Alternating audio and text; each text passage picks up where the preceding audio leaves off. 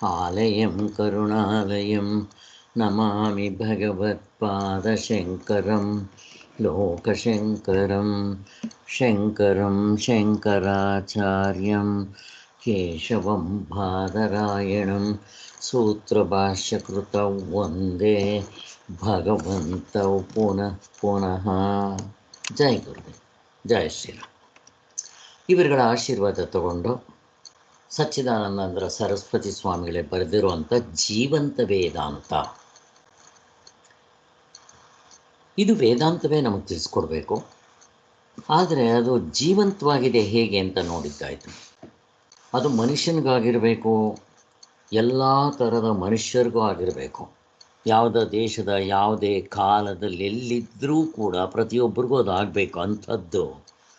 ಮತ್ತು ತಮ್ಮ ಕರ್ತವ್ಯ ಏನು ಅಂತ ಹೇಳಬೇಕು, ತಮ್ಮ ಹೃದಯಕ್ಕೆ ನಾಟೋ ಹಾಗಿರಬೇಕು, ತಮ್ಮ ಹೃದಯದಲ್ಲಿ ತಿಳಿಯೋ ಅಂತ ಹೇಳಬೇಕು ಅದಕ್ಕೆ ಅನ್ನೋದನ್ನು ಇಷ್ಟನ್ನು ಹೇಳಿದ್ರು. ಆಮೇಲೆ ನೆಕ್ಸ್ಟ್ ಚಾಪ್ಟರ್ನಲ್ಲಿ ಪ್ರಮಾಣಗಳು ಅಂತ ತಿಳಿಸ್ತಾ ಬಂದರು. ಈಗ ನಾವು ಆತ್ಮನ ತಿಳ್ಕೋಬೇಕಾದ್ರೆ ನಮಗೆ ಪ್ರಮಾಣಗಳ ಸಹಾಯ ಬೇಕಾ? ಅಂದರೆ ಅನುಭವ, ಪ್ರತ್ಯಕ್ಷ ಪ್ರಮಾಣ, ಅನುಮಾನ ಪ್ರಮಾಣ, ಶಬ್ದ ಪ್ರಮಾಣ ಅಂತ ಹೇಳಿದ್ರು. ಈ ಶಬ್ದ ಪ್ರಮಾಣ ಹೇಗಿರಬೇಕು ಅನ್ನೋದು ತೋರಿಸಿದ್ರು. ಈ ಶಬ್ದ ಪ್ರಮಾಣದಲ್ಲಿ ಇಲ್ಲಿ ಬೇರೆ ಧರ್ಮಗ್ರಂಥದವರೆಗೂ ನಮ್ಮ ವೇದಾಂತಕ್ಕೂ ವ್ಯತ್ಯಾಸ ಏನು ಅಂದರೆ, ಅವರು ಯಾರೋ ಒಬ್ಬ ಈಶ್ವರ ಬರೆದಿದ್ದಾನೆ, ಈಶ್ವರನೇ ಹೇಳಿದ್ದಾನೆ ಅಂತ. ಕೆಲವರು ಈಶ್ವರನು ತನ್ನ ಭಕ್ತನಿಗೆ ಇದನ್ನು ಉಪದೇಶ ಮಾಡಿದ್ದಾನೆ ಅಂತ ಕೆಲವರು, ಇನ್ನು ಕೆಲವರು ಈಶ್ವರ ಅವ್ರಿಗೆ ದರ್ಶನ ಕೊಟ್ಟು ಅವ್ರ ಕೈಯಲ್ಲಿ ಬರೆಸ್ತಾ ಅಂತ ಏನಾದರೂ ಹೇಳಿ. ಇವಾಗ ಆ ಈಶ್ವರ ಅನ್ನೋದಕ್ಕೆ ಪ್ರಮಾಣ ಏನು, ಅಥವಾ ಈಶ್ವರನಿಂದ ಈ ಶಾಸ್ತ್ರ ಬಂತು ಅನ್ನೋದಕ್ಕೆ ಶಾಸ್ತ್ರಕ್ಕೇನು ಪ್ರಮಾಣ, ಈಶ್ವರ ಪ್ರಮಾಣ, ಈಶ್ವರನಿಗೇನು ಪ್ರಮಾಣ, ಶಾಸ್ತ್ರ ಪ್ರಮಾಣ ಅಂತ ಹೀಗೆ ಒಬ್ಬನ ಹೆಗಲ ಮೇಲೆ ಒಬ್ಬರು ಕೂತ್ಕೊಂಡಂಗೆ ಆಗೋದು ಅಂತ ಹೇಳಿ ಆಗೋದಿಲ್ಲ ಅಂತ ಹೇಳಿದ್ರು. ಸೊ ಇದರಲ್ಲಿ ಇಷ್ಟು ಪ್ರಾಬ್ಲಮ್ಗಳಿದೆ, ನಂಬಬೇಕಷ್ಟೇ, ಯಾರೂ ನಂಬೋದಿಲ್ಲ ಈಗಿನ ಸೈಂಟಿಫಿಕ್ ಯುಗದಲ್ಲಿ. ನಮ್ಮ ಪೂರ್ವ ಮೀಮಾಂಸಕರು ಏನು ಮಾಡಿದ್ರು, ಅಪೌರುಷೇಯ ಯಾವ ಒಬ್ಬ ಮನುಷ್ಯನೂ ಬರೆದಿಲ್ಲ. ಮನುಷ್ಯ ಬರೆದ್ರೆ ಅವನ ಒಂದು ಕುತಂತ್ರ, ಅವನ ಒಂದು ಎಲ್ಲ ಸೇರ್ಕೊಂಡ್ಬಿಡುತ್ತೆ, ಕೆಟ್ಟ ಗುಣಗಳು ಸೇರ್ಕೊಂಡು ಅವನೇನೇನೋ ಬರೆದ್ಬಿಡ್ಬೋದು. ಆದ್ದರಿಂದ ಇದು ಅಪೌರುಷೇಯ ಅಂತ ಹೀಗೆ ಮಾಡಿದ್ರು. ಈಗ ಅಪೌರುಷೇಯ ಅಂದರೆ ಮನುಷ್ಯ ಇಲ್ಲದೆ ಮಾಡಿದ್ದು ಹೆಂಗಾಗತ್ತೆ? ಈಗಿನ ಸೈನ್ಸ್ನವ್ರು ಒಪ್ತಾರಾ? ಒಪ್ಪೋದಿಲ್ಲ. ಈ ಪ್ರಾಬ್ಲಮ್ಗಳೆಲ್ಲ ನೋಡಿಕೊಂಡು ಹಾಗಾದರೆ ನಿಮ್ಮ ವೇದಾಂತ ಏನು ಹೇಳುತ್ತೆ ಹಾಗಂತಂದಾಗ, ನಮ್ಮ ವೇದಾಂತ ಹೇಳೋದು ನಿಜ. ವೇದಾಂತ ನೀವೇನು ಬೇಕಾದರೂ ಕರ್ಕೊಳ್ರಿ, ಅದನ್ನು ಈಶ್ವರ ಅಂತನೋ ಅಪೌರುಷೇಯ ಅಂತನೋ ಶಾಸ್ತ್ರ ಅಂತ. ಶಾಸ್ತ್ರ ಪ್ರಮಾಣ, ಶಾಸ್ತ್ರ ಹೇಳಿದ ತಕ್ಷಣ ಅದು ಒಪ್ಕೋಬೇಕು ಅಂತೇನಿಲ್ಲ, ಅದು ಸಾರ್ವತ್ರಿಕ ಪೂರ್ಣ ಅನುಭವಕ್ಕೆ ಹೊಂದಬೇಕು ಅನ್ನೋದು ತೋರಿಸಿ ಎಲ್ರಿಗೂ ಅನುಭವದಲ್ಲಿರೋದನ್ನು ತೋರಿಸೋದ್ರು ಅಂತ ಹೇಳಿದರು. ಹೇಗೆ ತೊಗೊಂಬರ್ತಾರೆ ನೋಡ್ರಿ ಸ್ವಾಮಿಗಳು. ಈಗ ಆ ಶಾಸ್ತ್ರವನ್ನು ನಾವೇ ಓದ್ಕೊಂಡ್ರೆ ಆಗ್ಬಿಡುತ್ತಾ? ಆಗೋದಿಲ್ಲ. ಹಾಗೆ ಅದಕ್ಕೆ ಶಾಸ್ತ್ರ ಆಚಾರ್ಯರ ಉಪದೇಶ ಬೇಕು ಅಂತ ಇವತ್ತು 6ನೇ ಚಾಪ್ಟರ್, ಶಾಸ್ತ್ರ ಆಚಾರ್ಯರ ಉಪದೇಶ ಬೇಕೇ ಬೇಕು. ಹಿಂದೆ ನಿಮ್ಗೆ ಹೇಳಿದ್ವಿ, ಒಬ್ಬರು ಇಂದ್ರನನ್ನು ಕುರಿತು ತಪಸ್ ಮಾಡಿ ಬ್ರಹ್ಮನನ್ನು ಇಂದ್ರನನ್ನು ಕುರಿತು ಅವರು ಆಯಸ್ಸನ್ನ ಜಾಸ್ತಿ ಮಾಡಿಕೊಂಡು ವೇದಗಳನ್ನೆಲ್ಲ ಅಧ್ಯಯನ ಮಾಡೋಕ್ಕೆ ಹೋದರು. ಮತ್ತೆ ಜಾಸ್ತಿ ಮಾಡ್ಕೊಂಡು ಅಧ್ಯಯನ ಮಾಡಿದ್ರು, ಮತ್ತೆ ಜಾಸ್ತಿ ಮಾಡ್ಕೊಂಡು ಅಧ್ಯಯನ ಮಾಡಿಕೊಂಡ್ರು. ಇದು ಕತೆ ಗೊತ್ತಿದೆ ನಿಮಗೆ. ಕೊನೆಗೆ ಎಷ್ಟೇ ಜನ್ಮಗಳನ್ನ ಪೋಸ್ಟ್ಪೋನ್ ಮಾಡಿಕೊಂಡ್ರು, ಕೊನೆಗೆ ಅವ್ರಿಗೆ ಪ್ರಶ್ನೆ ಬಂತು, ಇನ್ನೂ ಎಷ್ಟಿದೆಯೋ ಗೊತ್ತಿಲ್ಲ ಅಂತ. ಆ ಆರಾಧ್ಯ ದೇವರನ್ನ ಕೇಳಿದ್ರು, ನಾನು ಇಲ್ಲಿವರೆಗೂ ಎಷ್ಟು ಓದಿದ್ದೀನಿ ಅಂತ. ಸಮುದ್ರದ ದಡದಲ್ಲಿ ಒಂದು ಕೈ ಮುಷ್ಟಿಯಷ್ಟು ಒಂದು ಮರಳನ್ನು ತೆಗೆದಲ್ಲಿಟ್ಟು, ನೀನು ಇಷ್ಟೇ ವೇದ ಅಧ್ಯಯನ ಮಾಡಿರೋದು, ಈಗ ಇನ್ನೂ ಸಮುದ್ರದಷ್ಟಿದೆ ಅಂತಂದಾಗ ಆಗ ಅವ್ರಿಗೆ ಓಹೋ ಇದಾಗದೇ ಇರೋ ಕೆಲಸ ಅಂತ ಹೇಳಿದ್ರು. ಆದ್ದರಿಂದ ಇದು ನಾವೇ ಕಲ್ತ್ಕೊಳಕ್ಕೆ ಹೋದರೆ ಆಗೋದಿಲ್ಲ ಅಂತ ಇದರಿಂದ ನಮಗೆ ಸ್ಪಷ್ಟವಾಗಿ ಅರ್ಥ ಆಗುತ್ತೆ. ಹಾಗಾದರೆ ಶಾಸ್ತ್ರ ಮತ್ತು ಆಚಾರ್ಯರ ಉಪದೇಶ ಆಚಾರ್ಯನಿಲ್ಲದೆ ಯಾವುದು ಕಲ್ತ್ಕೊಳ್ಳೋಕೆ ಬರಲ್ಲ. ಮಗು ಆದಾಗ ತಾಯಿಯೇ ಗುರು, ತಂದೆ ಗುರು, ಆಮೇಲೆ ಸ್ಕೂಲ್ಗೆ ಹೋದ್ಮೇಲೆ ಸ್ಕೂಲ್ನಲ್ಲಿ ಟೀಚರೇ ಗುರು ಅನ್ನೋದು ನಮಗೆಲ್ಲ ಗೊತ್ತಿದೆ. ಅದರಲ್ಲೂ ಎಸ್ಪೆಷಲಿ ಇಂಥದ್ದು ಮನುಷ್ಯನ ಕರ್ತವ್ಯ ಏನು, ಅವನ ನಿಜವಾದ ಗುರಿ ಏನು ಅನ್ನೋದನ್ನು, ಮತ್ತು ಈ ಯಾವುದಕ್ಕೂ ಕಾಣದೇ ಇರುವಂಥ ದೇವರು ಯಾರು ತೋರ್ಸೋಕ್ಕಾಗತ್ತೆ? ಏನು ಸಾಮಾನ್ಯ ಗುರು ತೋರ್ಸೋಕ್ಕಾಗತ್ತೇನೋ? ಆಗೋದಿಲ್ಲ. ಅದಕ್ಕೆ ಇಲ್ಲಿ ಗುರುವಿನ ಸ್ಥಾನ ತುಂಬ ಮುಖ್ಯ ಅನ್ನೋದು ತೋರಿಸ್ಕೊಟ್ರು. ಇಲ್ಲಿ ಗುರುವಿಗೆ ಯಾವ ಸ್ಥಾನ ಇದೆ ಅನ್ನೋದನ್ನು ನಾವು ನೋಡ್ಕೋಬೇಕು. ಇಲ್ಲಿ ಎಲ್ಲ ಮತಗಳಲ್ಲೂ ಗುರುವಿಗೆ ಒಂದು ಸ್ಥಾನ ಕೊಟ್ಟಿದ್ದಾರೆ, ಇಲ್ಲ ಅಂತಲ್ಲ. ಕ್ರಿಶ್ಚಿಯನ್ಸ್ನಲ್ಲಿ ಒಂದು ಕನ್ಫೆಷನ್ ಬಾಕ್ಸ್ ಅಂತಿರುತ್ತೆ, ಮತ್ತು ಅಲ್ಲಿ ಅಲ್ಲೂ ಪಾದ್ರಿ ಇರ್ತಾರೆ. ಜೊತೆಗೆ ಆ ಕನ್ಫೆಷನ್ ಬಾಕ್ಸ್ನಲ್ಲಿ ಅವರು ಗೊತ್ತಿಲ್ಲದೆ ಮಾಡಿರೋ ತಪ್ಪುಗಳನ್ನ ಆ ಪಾದ್ರಿ ಮುಂದೆ ಹೇಳ್ಕೋಬೇಕು. ಹೇಳ್ಕೊಂಡಾಗ ಅವರು ಎಕ್ಸ್ಕ್ಯೂಸ್ ಮಾಡ್ತಾರೆ. ಅಂದರೆ ಜೀಸಸ್ಸಿಂದ ಎಕ್ಸ್ಕ್ಯೂಸ್ ಆಗಿದೆ, ಇನ್ಮೇಲೆ ಮಾಡಬೇಡಿ ಅಂತ ಹೇಳ್ತಾರೆ ಅಂತ. ಹೀಗೆ ಎಲ್ಲ ಕಡೆಯದಿದೆ. ಇದು ಕ್ರಿಶ್ಚಿಯನ್ಸ್ನಲ್ಲೇ ಇದೆ ಅಂತ ಅಲ್ಲ. ನಮ್ಮ ಜಾತಜ್ಞಾತ ಪಾಪಗಳಿಗೆ, ಅಂದರೆ ಗೊತ್ತಿಲ್ಲದೆ ಜ್ಞಾತ ಅಜ್ಞಾತ ಪಾಪಗಳಿಗೆ ಪಂಚಗವ್ಯಾದಿ ಪ್ರಾಯಶ್ಚಿತ್ತಗಳಿದೆ. ಅದನ್ನು ತಪ್ಪನ್ನು ಹೇಳಿಕೊಂಡು ಪ್ರಾಯಶ್ಚಿತ್ತ ಮಾಡಿಕೊಳ್ಳೋದು ಸರ್ವ ಪ್ರಾಯಶ್ಚಿತ ಅಂತ ಹೇಳ್ತಾರೆ. ನಮ್ಮ ವೈದಿಕ ಧರ್ಮದಲ್ಲೂ ಕೆಲವರು ಆಚರಣೆಯಲ್ಲಿ ಇಟ್ಕೊಂಡಿದ್ದಾರೆ. ಇಲ್ಲಿ ಎರಡು ಇಂಪಾರ್ಟೆಂಟು. ಒಂದು, ಆ ಒಂದು ಕನ್ಫೆಷನ್ ಬಾಕ್ಸ್ನಲ್ಲಿ ಪಾದ್ರಿ ಅಥವಾ ಗುರು ಅಂತ ಇರ್ತಾನಲ್ಲ, ಅವನು ತಕ್ಕ ಯೋಗ್ಯತೆ ಇರೋನಾಗಿರಬೇಕು. ಅಂದರೆ ಅವನದೇನಾದರೂ ಪರ್ಸನಲ್ ಇದೇನಾದರೂ ಮಾಡ್ಕೊಂಡ್ಬಿಟ್ರೆ ಹಣಕ್ಕೋ ಅವ್ರನ್ನ ಏನು ಮಾಡೋದು, ಹ್ಯಾರೆಸ್ ಮಾಡೋದಕ್ಕೋ ಇಂಥವು ಕೆಲವು ಉಪಯೋಗಿಸ್ಕೊಂಡ್ಬಿಡ್ತಾನೆ. ಅದಕ್ಕೋಸ್ಕರ ಇರಬಾರ್ದು. ಅಂದರೆ ಅವನಿಗೆ ಕಾಮಕ್ರೋಧ ಇಲ್ಲದೆ ತತ್ವವನ್ನು ಕಂಡಿರೋನಾಗಿರಬೇಕು ಅಂತ ಅರ್ಥ. ಅವನಿಗೆ ದ್ವೇಷ ಇರಬಾರ್ದು. ಅವನಿಗೇನಿರಬೇಕು? ಕರುಣೆ, ಪ್ರೀತಿ. ಅಯ್ಯೋ ತಪ್ಪು ಮಾಡಿಬಿಟ್ಟಿದ್ದಾರೆ, ಇವ್ರನ್ನೇನಾದರೂ ಉದ್ಧಾರ ಮಾಡೋಣ ಅನ್ನೋ ಒಂದು ಕರುಣಾ ಭಾವನೆ ಇರಬೇಕು ಆ ಗುರುಗೆ. ಅದು ಇಂಪಾರ್ಟೆಂಟು. ಇನ್ನು ಇವನು ತಪ್ಪನ್ನು ಹೇಳಿಕೊಂಡು ಪ್ರಾಯಶ್ಚಿತ್ತ ಮಾಡಿಕೊಡ್ಬೇಕಾದ್ರೆ ಅವನು ಇನ್ಮೇಲೆ ಮತ್ತೆ ಅದೇ ಕೆಲಸವನ್ನು ಮಾಡಬಾರ್ದು. ಇಷ್ಟು ಇದೆ ಇದರಲ್ಲಿ. ದೃಢ ಸಂಕಲ್ಪ ಮಾಡ್ಕೋಬೇಕು ಅನ್ನೋದು ಗೊತ್ತಾಗುತ್ತೆ. ಇನ್ನು ಇದು ಒಂದು ಥರ ಗುರುಗಳು. ಇನ್ನು ಕೆಲವರು ಮಂತ್ರೋಪದೇಶವನ್ನು ಕೊಡ್ತಾರೆ. ಅವರೇನು ಮಾಡಿರಬೇಕು? ಅವರು ಮಂತ್ರದ ಸಿದ್ಧಿ ಮೊದಲು ಅವ್ರಿಗೆ ಆಗಿರಬೇಕು. ಎಷ್ಟು ಜನಕ್ಕಾಗಿರುತ್ತೆ? ಆಗಿರೋದಿಲ್ಲ. ಈಗ ಒಬ್ಬರು ಗುರುಗಳಿದ್ದರೆ ಹೋದವ್ರಿಗೆಲ್ಲ ನಿಂಗೆ ರಾಮನ ಮಂತ್ರ ಬೇಕಾ ತಗೋ, ಶಿವನ ಮಂತ್ರ ಬೇಕಾ, ಇದೇನು ಚಿಲ್ಲರೆ ಅಂಗಡಿ ನೀನು, 1 kg ಕೊಬ್ಬರಿ ಕೊಡ್ರಿ, 1 kg ಸಕ್ಕರೆ ಕೊಡ್ರಿ, ಬೆಲ್ಲ ಕೊಡ್ರಿ ಅನ್ನೋಕ್ಕೆ. ಭಗವತ್ಪಾದರು ಹೇಳ್ತಾಯಿದ್ರು, ನೀವು ಯಾವುದಾದ್ರೂ ಒಂದು ಈ ಮಂತ್ರದ ಉಪದೇಶ ಕೊಡಬೇಕಾದ್ರೆ ಫಸ್ಟು ನೀವು ಆ ಮಂತ್ರದ ಸಿದ್ಧಿಯಾಗಿರಬೇಕು ಅಂತಾರೆ. ಹಾಗೆ ಈ ಕನ್ನಂಗಡ ರಾಮದಾಸರು ಮಾಡಿ ಅದರಿಂದನೇ ಮುಕ್ತರಾಗಿದ್ದಾರೆ. ಇದು ಸಿದ್ಧಿ. ಇಲ್ಲ ಬೇರೆ ಮಂತ್ರಗಳನ್ನ ಅವರು ಕೊಡಬೇಕಾದ್ರೆ ಅವರು ಈ ಸೂರ್ಯಗ್ರಹಣ ಚಂದ್ರಗ್ರಹಣಗಳು ಬರುತ್ತಲ್ವ, ಆವಾಗ ಸ್ನಾನ ಮಾಡಿ ಅದನ್ನು ಒಟ್ಟು 3000 ಮಂತ್ರಗಳನ್ನು ಬಿಡದೆ ಮಾಡಬೇಕು. ಮಧ್ಯದಲ್ಲಿ ಏನಾದರೂ ರೀಸಸ್ ಬಂದರೆ ಹೋಗ್ಬಿಟ್ಟು ತಿರ್ಗಿ ಕೈ ಕಾಲು ತೊಳ್ಕೊಂಡು ಸ್ನಾನ ಮಾಡ್ಕೊಂಡು ತಿರ್ಗಿ ಬರಬೇಕು ಅಂತಾರೆ. ಹೀಗೆ ಅವರು 3000 ಮಂತ್ರಗಳನ್ನ ಮಾಡ್ಕೊಂಡಿದ್ದರೆ ಅವ್ರಿಗೆ ಸಿದ್ಧಿ ಬಂದಿದೆ ಅಂತ ಹೇಳ್ತಾರೆ ಅಂತ. ಹೀಗೆ ಯಾರಪ್ಪ ಮಾಡ್ತಾರೆ? ಈಗ ಸುಮ್ಮನೆ ಎಲ್ಲ ಮಂತ್ರ ಕೊಡೋರೆ ತಗೊಳ್ಳೋರೆ. ಅವ್ರಿಗೆ ಮಂತ್ರದ ಅದನ್ನು ಅವ್ರಿಗೇನೋ ಸಾಕ್ಷಾತ್ಕಾರ ಆಗಿದೆಯಾ, ಏನಾದರೂ ಆ ತತ್ವದಿಂದ ಅವ್ರಿಗೆ ಗೊತ್ತಾಗಿದೆಯಾ? ಸುಮ್ಮನೆ ಕೊಡೋದು. ಸೊ ಇಂಥ ಗುರುಗಳನ್ನ ಏನಂತಾರೆ? ದುಡ್ಡುಗೋ ಶಿಷ್ಯನ ಜಾಸ್ತಿ ಮಾಡ್ಕೋಬೇಕು ಅಂತನೋ, ಹೆಸರು ಬರಬೇಕು ಅಂತನೋ, ಈ ಥರ ಲಾಭಕ್ಕೆ ಕೆಲವರು ಮಾಡ್ತಾ ಇರ್ತಾರೆ. ಇಂಥದ್ರಿಂದ ನಮಗೆ ಏನೂ ಉಪಯೋಗ ಆಗೋದಿಲ್ಲ.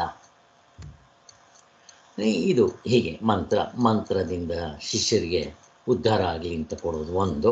ಇನ್ನು ಯೋಗ ಸಾಧನೆ, ತಪಸ್ಸಿನ ಮರ್ಮ, ಯಾವುದಾದ್ರೂ ಕಲಾ ಕೌಶಲ್ಯವಿದ್ದರೆ, ಈಗ ಡ್ಯಾನ್ಸ್ ಹೇಳ್ಕೊಡ್ತಾರೆ, ಇಂಥವೆಲ್ಲ ಹೇಳ್ಕೊಡ್ತಾರಲ್ಲ, ಇಲ್ಲೂ ಅಷ್ಟೇ. ಹೀಗೆ ಆದ್ದರಿಂದ ಆದರೆ ಗುರುಗಳ ಶಿಷ್ಯರ ಸೇವೆಯನ್ನು ಸ್ವೀಕರಿಸೋರು ಕೆಲವರು ಇರ್ತಾರೆ. ಶಿಷ್ಯ ಇವನು ಮಾಡಿಕೊಂಡ್ರೆ ಇವನಿಂದ ನಾನು ಸೇವೆ ತೊಗೋಬೇಕು, ದುಡ್ಡು ತೊಗೋಬೇಕು, ಹೆಸರು ಪಡ್ಕೋಬೇಕು, ಧನವನ್ನು ಬಯಸಬೇಕು ಅನ್ನೋರು ಈ ಥರ ಎಲ್ಲ ಇರ್ತಾರೆ. ಇದರಿಂದ ನಮ್ಗೆ ಅಷ್ಟು ಉಪಯೋಗ ಆಗೋದಿಲ್ಲ. ಆದ್ದರಿಂದ ಕಾಮಕ್ರೋಧಾದಿಗಳಿಗೆ ವಶವಾಗಿರಬಾರ್ದು. ಅಂಥ ಗುರುಗಳಿಂದ ಶಿಷ್ಯರಿಗೆ ತುಂಬ ಉಪಯೋಗ ಆಗುತ್ತೆ ಅಂತ ಹೇಳ್ತಾ ಇದ್ದಾರೆ. ಸೊ ಇಷ್ಟಂತೂ ನಮಗೆ ಗೊತ್ತಾಯಿತು. ಹೀಗೆ ಮಂತ್ರ, ಯೋಗ, ತರ್ಕಶಾಸ್ತ್ರ, ಜ್ಯೋತಿಷ್ಯ ಶಾಸ್ತ್ರಗಳು, ಈಗ ನಿಮಗೆ ಮಂತ್ರ ಹೇಳ್ಕೊಡ್ತಾರಲ್ಲ, ಈ ಉಳುಕಿರೋದಕ್ಕೆಲ್ಲ ಅವ್ರು ಹೇಳ್ಕೊಡ್ತಾರೆ. ಪಾಪ ಅವ್ರಿಗೇನು ಲಾಭಕ್ಕೆ ಏನಿರಲ್ಲ, ಬೇರೆಯವ್ರಿಗೆ ಸಹಾಯ ಮಾಡಲಿ ಅಂತ. ಇದನ್ನು ಹಾಗೆ ಮಾಡ್ಕೋಬೇಕಾಗುತ್ತೆ. ಅವರು ಈ ಗಿಳುಕೋ ಆದಾಗ ಮಕ್ಕಳು ಎದುರ್ಕೊಂಡಾಗ ಅವರಿಗೆ ಮಂತ್ರ ಹಾಕ್ತಾರೆ. ಆ ಮಂತ್ರಗಳನ್ನ ಅವರು ಇದೆ ಗ್ರಹಗಳಿಡಿದಾಗ ಇಷ್ಟು ಅಂತ ಹೇಳಬೇಕು ಅಂತಿರುತ್ತೆ. ಅದನ್ನು ಸಿದ್ಧಿ ಅಂತ ಕರೀತಾರೆ. ಸೊ ಹೀಗೆ ವೇದಾಂತ ತತ್ವವನ್ನು ಉಪದೇಶ ಮಾಡೋ ಗುರುಗಳು ಬಹಳ ವೈಲಕ್ಷಣಗಳಿರುತ್ತೆ. ವೇದಾಂತ ಶಾಸ್ತ್ರದಿಂದಲೇ ತತ್ವವು ತಿಳಿಯುತ್ತಿರುವಾಗ ಗುರು ಏಕೆ ಅಂತ ಕೇಳಬಾರ್ದು. ನೀವು ಕೇಳ್ಬೋದು, ಅಲ್ಲ ಲೌಕಿಕ ವಿದ್ಯೆಗಳಿಗೆ ಗುರು ಬೇಕು ಅಂತಿದ್ದಾಗ ಪಾರಮಾರ್ಥಿಕ ವಿದ್ಯೆ ಇದು ಇಂದ್ರಿಯ ಅನುಭವ ಅಲ್ಲ, ಮನಸ್ಸಿನ ಅನುಭವ ಅಲ್ಲ, ಯಾವ ಅನುಭವಕ್ಕೂ ಸಿಗೋದಿಲ್ಲ. ಇಂಥದ್ದನ್ನು ತೋರಿಸ್ಬೇಕಾದ್ರೆ ಗುರು ಬೇಡ ಅಂದರೆ ಎಂಥದ್ದು? ಮತ್ತು ನಾನೇ ಓದ್ಕೊಂಡ್ಬಿಟ್ಟು ನಾನೇ ಆಗ್ತೇನೆ ಅಂದರೂ ಆಗೋದಿಲ್ಲ. ಶಾಸ್ತ್ರ ಏನು? ಬರೀ ಶಬ್ದ ಮಾತ್ರ. ನಾನೇ ತಿಳ್ಕೊಳಕ್ಕೆ ಹೋದರೆ ಅದು ಬರೀ ಶಬ್ದ. ಆದರೆ ಅದೇ ಶಬ್ದ ಗುರುವಿನ ಬಾಯಿಂದ ಬಂದರೆ ಜೀವ ಕಡೆಯಿಂದ ಬರುತ್ತೆ ಅಂತ ಹೇಳಿ. ಅದಕ್ಕೆ ನಿಜವಾದ ಗುರು ಶ್ರೋತ್ರಿಯ ಬ್ರಹ್ಮನಿಷ್ಠನಾಗಿದ್ದರೆ ಅವನ ದರ್ಶನ, ಸ್ಪರ್ಶನ, ಸಂಭಾಷಣೆಯಿಂದಲೇ ನಾವು ತತ್ವದಲ್ಲಿ ನಿಂತ್ಕೊಂಡ್ಬಿಡ್ಬೋದು. ಹೇಳ್ಕೊಡುವಂಥ ಗುರು ತತ್ವದಲ್ಲಿ ನಿಂತು ಶ್ರೋತ್ರಿಯ ಬ್ರಹ್ಮನಿಷ್ಠನಾಗಿದ್ದರೆ ಶಾಸ್ತ್ರದ ಅನುಭವ ಗೊತ್ತಿರಬೇಕು, ಅವನ ಶಾಸ್ತ್ರದ ವಿಚಾರ ಗೊತ್ತಿರಬೇಕು, ಅನುಭವವನ್ನೂ ಪಡೆದಿರಬೇಕು. ಅಂಥವನು ಕೊಟ್ಟರೆ ಯಾಕೆ ಮೋಕ್ಷ ಆಗಲ್ಲ ಅಂತ ಹೇಳ್ತಾರೆ. ಆದ್ದರಿಂದ ಆಚಾರ್ಯವಾನ್ ಪುರುಷೋ ವೇದ ಅಂತ ಹೇಳಿದೆ. ಯಾರು ಗುರುವನ್ನು ಸೇವಿಸಿ ಉಪದೇಶವನ್ನು ಮಾಡ್ಕೊತಾರೋ ಅಂತ ಇಲ್ಲಿ ಆ ವಿಶೇಷ ಗುಣಗಳುಳ್ಳ ಆಚಾರ್ಯ ನನ್ನುಳ್ಳವನು ಅಂತ ಅರ್ಥ. ಇಲ್ಲಿ ಯಾರು ಶಾಸ್ತ್ರವನ್ನು ತಾನು ಅನುಭವಕ್ಕೆ ತಂದುಕೊಂಡಿರ್ತಾನೋ, ಯಾರು ಶಾಸ್ತ್ರದ ಅರ್ಥವನ್ನು ಮತ್ತೊಬ್ಬರಿಗೆ ತಿಳಿಸೋದಕ್ಕೆ ಹೇಳೋದಕ್ಕೆ ಯೋಗ್ಯತೆ ಇರುತ್ತೋ, ಮತ್ತು ಅವನು ಶಿಷ್ಯನೂ ಕೂಡ ಇವನ ಹಾಗೆ ಇನ್ನೊಬ್ಬರಿಗೆ ಆತ್ಮದ ವಿಚಾರ ತಿಳಿಸ್ಕೊಡೋಷ್ಟು ಶಕ್ತಿ ಅವನಿಗೆ ಕೊಡ್ತಾನೆ.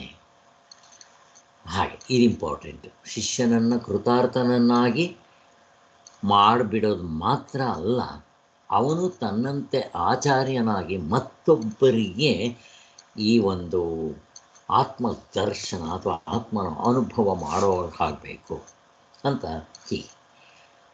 ಸೊ ನೀವು ಎಷ್ಟೇ ಹುಡುಕಿದ್ರೂ ಒಬ್ಬ ಗುರು, ಒಬ್ಬ ಶಿಷ್ಯ ಸಿಗ್ಬೋದು, ಮತ್ತು ಸಿಗೋದು ಕಷ್ಟ.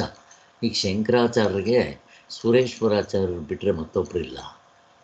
ನನಗೆ ಗೊತ್ತಿದ್ದಂಗೆ ಸಚ್ಚಿದಾನಂದ ಸರಸ್ವತಿ ಸ್ವಾಮಿಗಳಿಗೆ ಭಗವತ್ಪಾದರು ಬಿಟ್ಟರೆ ಮತ್ತೊಬ್ಬರು ಇಲ್ಲ ಅಂತ ನನಗೆ ಗೊತ್ತಿರೋದು. ಹೀಗಿರುತ್ತೆ. ಒಬ್ಬ ಗುರು ಒಬ್ಬ ಸಿಕ್ಕಿದ್ರೆ ಸಾಕು. ಒಬ್ಬ ಸಿಗದೇ ಇಲ್ಲ, ಎಷ್ಟೋ ಜನ ಮುಕ್ತರಾಗಿರ್ತಾರೆ, ಆಗಿರ್ಬೋದು, ಅಂಥವ್ರಿಗೆ ಶಿಷ್ಯರೇ ಸಿಗದೇ ಇರ್ಬೋದು. ಕನ್ನಂಗಡ ರಾಮದಾಸರಿಗೆ ಕೃಷ್ಣಬಾಯಿ ಒಬ್ಬರೇ. ಹೀಗೆಲ್ಲ ಇರುತ್ತೆ. ಅಂದರೆ ಇದು ತುಂಬ ಇದು ಯಾಕೆ ಅಂತಂದರೆ ಗುರುನಿಗೆ ಅಕಸ್ಮಾತ್ ಯೋಗ್ಯತೆ ಇದ್ದರೂ ಶಿಷ್ಯನಿಗೆ ಇರಬೇಕಾಗಿರೋಂಥ ಕ್ವಾಲಿಫಿಕೇಷನ್ಸ್ ಇದೆಯಾ ಅನ್ನೋದು. ಸ್ವಾಮಿಗಳು ಸದ್ಗುರುವಿನ ಅನುಗ್ರಹ, ಅದರಲ್ಲಿ ಗುರುವಿಗಿರೋ ಕ್ವಾಲಿಫಿಕೇಷನ್ಸ್ ಏನೋ, ಅವನಿಗೆ ಶ್ರೋತ್ರಿಯ ಬ್ರಹ್ಮನಿಷ್ಠನಾಗಿರಬೇಕು. 4 ಕ್ವಾಲಿಫಿಕೇಷನ್ಸ್ ಇರಬೇಕು. ಏನದು 4 ಕ್ವಾಲಿಫಿಕೇಷನ್ಸು? 1, ಶಾಸ್ತ್ರ ಉಲ್ಲಂಘನೆ ಮಾಡಬಾರ್ದು. 2ನೇದು, ಥಿಯಾಸಫಿಕಲ್ ಸೊಸೈಟಿಯಲ್ಲಿ ಒಬ್ಬರು ಇದ್ದರು, ಅವರು ಶಾಸ್ತ್ರವನ್ನು ಎತ್ತಿಸಾಕ್ರಿ ಅಂತ ಇತ್ತು. ಹಾಗೆಲ್ಲ ಇರಬಾರ್ದು. ನಿಜವಾದ ಗುರು ಯಾವ ಶಾಸ್ತ್ರವನ್ನು ಅಥವಾ ಬೇರೆ ಧರ್ಮದವರನ್ನು ಕೂಡ ಹೀಯಾಳಿಸೋದಿಲ್ಲ. ಹಾಗಿರುವ ಇನ್ನು ಎರಡನೇದು, ಏನೇ ಕೆಲಸ ಮಾಡಿದ್ರು ಅವನು ಕರ್ಮಯೋಗ ರೂಪದಲ್ಲಿ ಮಾಡ್ತಾನೆ, ಅವನು ಸಹಜವಾಗಿರುತ್ತೆ. ಅಂದರೆ 4 ಸಹಜವಾಗಿ ಎಫರ್ಟ್ಲೆಸ್ ಚಾಯ್ನ ಹೇಳ್ತೇನೆ ನಾನು, ಅದಿರುತ್ತೆ. ಮೂರನೇದು ಕ್ಷಮಾಗುಣ, ಏನು ತಪ್ಪು ಮಾಡಿದ್ರು ಕ್ಷಮಿಸೋವಂಥ ಗುಣ ಅವನಿಗಿರುತ್ತೆ. 4ನೇದು ಈ ಅಮಾನಿತ್ವ, ಅದಂಬಿತ್ವ, ಈ ದೈವಿ ಗುಣಗಳು ಇವೆಲ್ಲ ಸಹಜವಾಗಿ effortless, choiceless, spontaneous love, unconditional love ಇರುತ್ತೆ ಅವನಿಗೆ. ಅವನಲ್ಲಿ ಕರ್ತೃತ್ವ ಭೋಕ್ತೃತ್ವ ಇಲ್ಲ ಅಂತ ಅನುಭವ ಬಂದಿರುತ್ತೆ ಅವನಿಗೆ. ಹಾಗೆ ಅವನಲ್ಲಿ ಆ ಹೃದಯದಲ್ಲಿ ಕಗ್ಗಂಟು ಬಿಚ್ಕೊಂಡಿರುತ್ತೆ, ಕಾಮ ಕ್ರೋಧಗಳು ಅಂದಿಲ್ಲ ಇಂದಿಲ್ಲ ಮುಂದೆ ಇಲ್ಲ ಅಂತ ಗೊತ್ತಿರುತ್ತೆ. ಇದು ಆದವನು ಅನುಭವ.